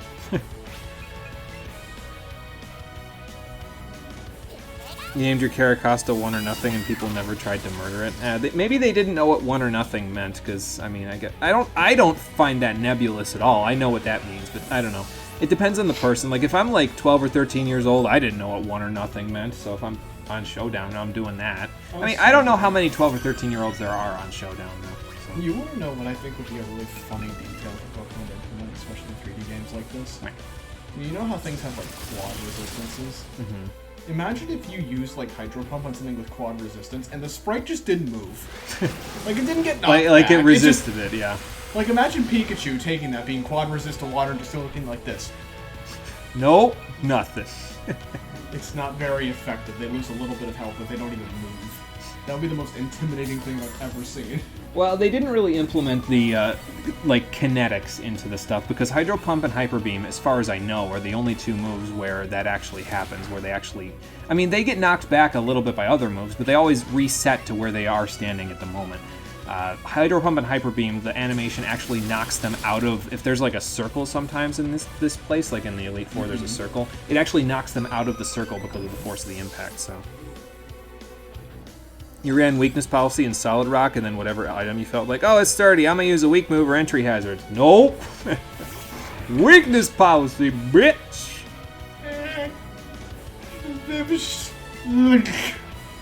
Cole just got captioned Sea Doggo in his recommended not too long ago. That's why he's making those sounds. Yeah, I know. Dugong used... Egg. I mean, probably. I mean, she's probably thought that for a while for me. Weakness Policy and Shell Smash, yeah, that'll do it. Oh god, Shell Smash. Shell Smash is a move. PTSD of that move, bro. Holy shit. I was like, what? Someone commented on doing that with, like, Golem. I was like, what? Bro, imagine doing Shell Smash on a rock type. Oh my god. Or a Golem just, like, breaks its outer shell and it's just shredded. It's, like, huddled over inside that big rock and then it breaks. Just looks like a Machoke inside. Man, we're just developing all kinds of cursed images today. We're devolving into, like, Route 12 through 15 cursed humor here. Welcome to my head. I'm gonna go upstairs. Go play Skies of Arcadia. I actually have to go prep for raid. So oh, okay. shoot me in the face. Bye, Cole. Have fun in raid. I will try. Try is the key word there. Okay, we've defeated 7 out of the 8 gym leaders in their rematches for the challenges. Some of them were harder, some of them were not. But now that that's all done, we've actually made it to Cerulean City, so we can finally go explore Cerulean Cave. Awesome. Now, you would normally have to go up through Route 24, past Nugget Bridge, and then surf all the way over there, like along this little narrow waterway that's here. Or now that we're the league champion and we have our world expanded for us, you could just grab a Pokemon like Petrie and have him fly you over. So that's what I'm gonna do.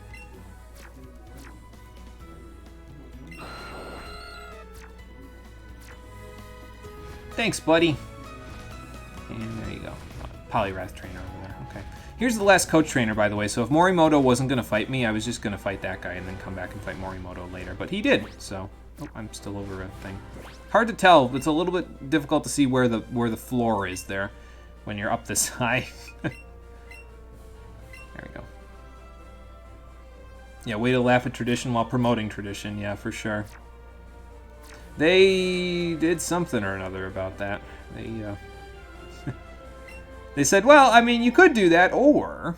Okay, so now we have a dozen PowerPoint maxes now that we fought Morimoto, so I probably just use those off-screen on moves that I normally use a lot, so that I basically never have to use my elixirs. I haven't had to use a single ether or elixir this entire playthrough, though, so it's, yeah, not really all that shocking. But this guy normally guards the cave, like, he won't let you actually go in, so...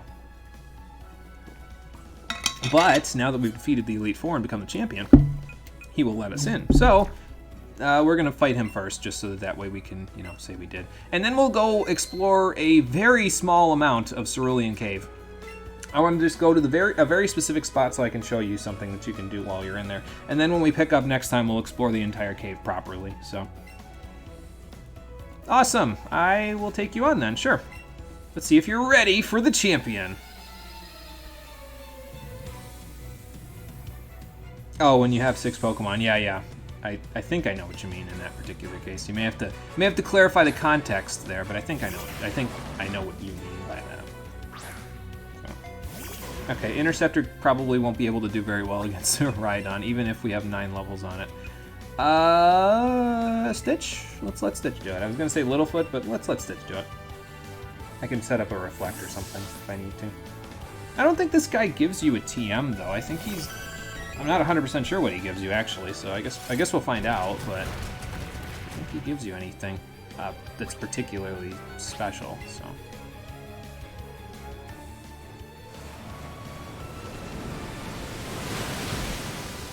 Well, we'll see. We got 5 Pokemon, well, 4 Pokemon now to get through before we find out, but we'll see soon.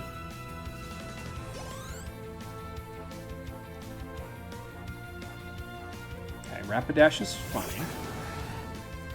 I might not be able to KO it in one hit, though, with Surf, considering I haven't gotten KOs in some cases, so... I'm going to set up a Reflect to make my job easier. Hyper Beam Coach Trainer? Maybe. Maybe. Although I think you can buy Hyper Beam at the department store, so... Ooh, maybe Mega Horn Coach Trainer, now that I think about it, because Mega Horn is a TM in this game, so... Maybe the Mega Horn Coach Trainer. He's had 2 Pokemon with a horn so far, so... I'm just spitballing. Kind of sucks for bug types, though, that you can't get Mega Horn until post-game, then. Because you can't fight this guy until you become the champion, so... Yeah. Yeah, Mega Horn is a TM. How many Pokemon actually get that? Well, I mean, all of the ones that are in his team obviously would get it, but... I don't know, maybe Pinsir gets it now. I mean, he has the horns, so... Mega Pinsir with Mega Horns sounds terrifying, actually, now that I think about it. As for the other Mega Stones, by the way, we've gotten 3 of them so far. I'll show you where the other ones are. We probably aren't going to buy the other ones because you can buy them, basically, from a vendor at a different point in the game. And we'll be going to where you can buy them probably next time. But, yeah, we won't be buying them just yet, so... Actually, we might not be buying them at all, because I'm not going to use any Megas other than potentially Littlefoot in some cases, so... That's a Nidoking. I'm getting the heck out of here. Forget that, man. I'm going. Littlefoot or... I think the Reflect is still up, so Stitch might... Well, actually, Emery would probably be my best bet. So... Yeah, there are not too many Pokemon in Kanto that can even learn it. Most of the ones in his team are basically some of the only ones, and then maybe there's like a couple of others, but... Not too many. Okay, good. Reflect wore off just in time. Perfect. And let's see. Actually, we've been making pretty good time here in terms of my checklist, because once we explore Cerulean Cave, let me see here. After we're done exploring Cerulean Cave and taking care of business in there, my next plan of business is to basically go back to the Indigo Plateau and defeat the Elite Four again, because they get a level boost, basically, just like in other games when you rematch them. And then we're going to go back to the Go Park just to demonstrate one little thing that can happen there, because I got that mystery box in my Go account. So we're going to go back and demonstrate that. And then after that, we're going to demonstrate the Master Trainer system by defeating exactly one of them. And then there's 2 quote-unquote super boss trainers that we can fight. So probably we'll be able to get all of that done next time, which means we'll be moving on to the next stream this week. That's actually kind of crazy. I didn't expect to be done with this quickly, but... Well, we're making good time, so... We'll see how long the Elite Four takes us next time as well. I mean, if it takes us a while, I might even split it up so that I have some time as like a buffer, basically, because I have to... I mean, I know that the Elgato works with my PS2 at this point because I've used it, but for the PS2. But I actually don't know if it works with the Wii yet, so I'm gonna have to do a little testing. I might just do it this week in between and then like reset it so it works with the Switch. I don't know. I'll figure it out. Yeah, it was Megahorn. Okay. Yeah, further and further in that battle, the more we went on in the battle, the more I knew it was just gonna be Megahorn. So, wait, what did he say? Oh, really? Huh. Well, I'll have to keep that in mind when we go in. I'm actually going to... Do I need to heal? Excuse me. I mean, I have items to heal with, so I can just use those before we go in. Use a Super Potion over here, and I'll use 2 Hyper Potions, and then we'll be good. There, and there. Yeah, team's looking pretty good. We're all in pretty decent shape in terms of our levels.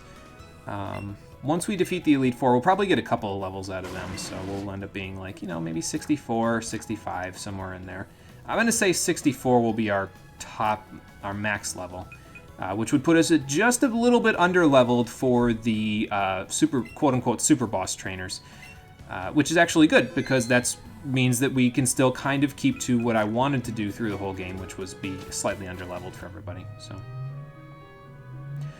Okay, Cerulean Cave. Let's take a look and see what we can find in here. Like I said, this place has gotten a little bit of a layout change. It's mainly the second floor, which is where I'm going to make a beeline for here, because if I do this right, we might still be able to get this whole episode done in less than 3 hours. We'll see. Let's grab this while we're at it. Oh, look, another PowerPoint, Max. Oh, man. I don't think there's too many new Pokemon to catch here in Cerulean Cave, but, well... maybe. So, if you remember Gen 1, I believe, if I recall correctly, in Gen 1, the second floor was basically a humongous maze. And there was just a whole bunch of, like, rocks everywhere, and you basically had to ride around and try to, on the bike, or just walk around and try to get around all of the stuff and get to all of these staircases that are here. In this particular version, it is not a maze. Instead, it's a big old grab bag of Pokemon and items. So there's a whole bunch of hidden items all over the place here. Some of the best stuff in the game is up here. Golden berries, PowerPoint ups, extra fossils in case you want any extra of those Pokemon, Ultra Balls. You can even find a Master Ball up here if you get really, really lucky in one of these Stardust spots. But... yeah, there's a whole ton of stuff up here that you can just find. It's also the best place to farm experience in the end game if you really want to, as I will demonstrate if we can find a particular Pokemon around here that I'm sort of looking for. Right now I'm just checking all of the Stardust spots first before we do anything else and seeing what I can find here. This is the spot for the fossils right here, if I recall correctly. I think they respawn here. Yeah, we got a max revive this time, but I think if you... look at that crystal, like that's where you'll get your fossils. And all of these spots respawn like fairly quickly. It's not a once daily thing. They respawn like probably once every half an hour, I want to say. I don't know that exactly. That's just an estimate, but I'm fairly certain they respawn pretty quickly. So yeah, if you're ever in dire straits in terms of like Ultra Balls or anything like that, or rare candies or revives, anything to that effect, this is the place to get them because it's just a whole ton of items up here.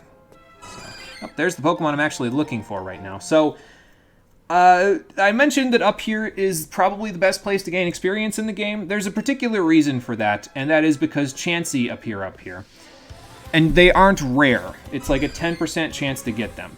Now, Chansey, as you may know, is very difficult to catch because it jumps around a lot, it has a low catch rate, everything like that. You basically have to use Ultra Balls. So how do you make it a little simpler to catch it? Well, the first thing that you do is you use Golden Nanab Berries to make it stop jumping around so much. But the other thing that I'm going to do is, if you really, really want to make sure that you catch this Chansey, you can do this. Now, I'm going to shake a second controller. And I think if I... How do I get it to work here? There we go. So you have to shake a second controller, and it'll bring a support trainer into the mix as well. So now on the second controller... Whoops, that's the first controller. You can actually also throw a ball with both of these. And if you throw the ball with good timing, you can synchronize your throws and actually get a bonus to your catch rate. Now, the easiest way I've found to do this is to use the controller that comes with the Switch to actually time your throws. Basically like this. Hang on, I'll show you. Okay, well, that was not exactly the best example, but let's get it on the Pokemon first. So, if you synchronize your throws, you get a unique capture animation, and you have a higher chance of actually catching the Pokemon. Like that. So. And catching a Chansey will get you quite a bit of experience, because it's a Chansey. We get like 2,300 here. Now, that's for basically almost no multipliers. But, here's the thing. If you get a catch combo of Chanseys, your multiplier will go up and up and up and up and up, and you'll start getting size bonuses and everything else like that. So you'll get a ton of experience over time. You can level your Pokemon from 1 to 100 probably inside of the amount of time it takes for all of the stuff to spawn, the items to respawn on this floor, if you have a catch combo of, like, let's say, I think the catch combo maxes out at 31, if I recall correctly. I did want to catch one Chansey, though, like just one singular Chansey. Also, here's the male trainer, just kind of wandering around here. So, yeah, that's what a support trainer is for. I think if I shake it, he just goes away. So, yeah, that's how that works. But if you can actually use the support trainer in a lot of different situations in the game. If you really want to cheese the game and make it way easier than it already is for yourself, you can use the support trainer in a battle to basically make a battle 2-on-1. But I, of course, thought that was obscene and way too overpowered, so I never end up using it. The only time I use the support trainer is for the synchronized bonus if I'm grinding levels. So, but it's an option there for you if you really, really want it. So, okay, but that's all I wanted to really demonstrate here in Cerulean Cave. I did have to catch one Chansey while I was in here. This one's level 54, so it's a little low-leveled, but it should actually serve for the purposes that I want it to serve for. Yeah, actually, that'll be perfectly fine. It's got plenty of HP and everything like that. It doesn't really have a lot of other stats, but I'll talk about what I'm going to use that for, and also talk about what we're going to be finding further down in Cerulean Cave on the next episode of Pokemon Let's Go Pikachu, the Stream Edition. There's a Lickitung. I probably should go catch that. Let me catch that first. Excuse me, Rhyhorn, then we'll call it a day. How about that? Because I don't think we have a Lickitung yet. Welcome back, Twiggy Muffin. We're just about to be done for the stream. I just demonstrated Chansey chaining real quick so that everybody knows how to get a huge ton of experience. I'm going to catch this Lickitung, and then we're going to call it a day. Because, well, I don't think I can get this guy anywhere else, so... Have a fancy berry, friend. Gotcha. See if he stays in there. Nope. You're a glutton, you know that? How about a golden Nanab berry? I don't think that... Actually, you don't really hop around, do you? No, I don't want to give up catching. So, this... Actually, you do hop around, because you're hopping around right now. Oh, that kind of hop around. Okay, that's fine, then. Let's just try another one. There we go. And then... No jumping for you! Got him. Perfect. Okay. So that'll get us a little extra experience, and that'll bring our total up to, like, what, 118, I want to say, for our Pokedex? It's not too bad. We're doing pretty good in that department, so. But we're probably only going to catch like 1 or 2 other Pokemon, so this is the episode where I catch everything. The next one we'll catch like 1, maybe 2 things, and then we're basically going to be battling the rest of it, so. But let's read Lickitung's Pokedex entry while we're here, shall we? Lickitung's tongue spans almost 7 feet and moves more freely than its forelegs. And its forelegs are really moving right there, so that says something. Its licks can cause paralysis. Well, that's not very nice. Okay. I already did my spiel, so that's going to do it for today's episode of Pokemon Let's Go Pikachu, the Stream Edition. Come back on Thursday at 4:30 p.m. Eastern Daylight Time when we continue exploring the postgame and potentially get done with it, because we're actually in very good shape in terms of the postgame and what I actually want to show, what I have left to show, that is. So, okay, we're at 117, so we'll be at 118 total probably at the end game. But yeah, that's going to do it. So, until Thursday, everybody, thank you for watching. I appreciate you coming out to Twitch and YouTube to check out the stream. And I will see all of you then. Until then, take care and have a good one. You just glad for the episode to be over, Mithra? We could use a little bit of a break, couldn't we? Well, we'll take a break and then we'll come back. And we'll finish this bad boy up, won't we?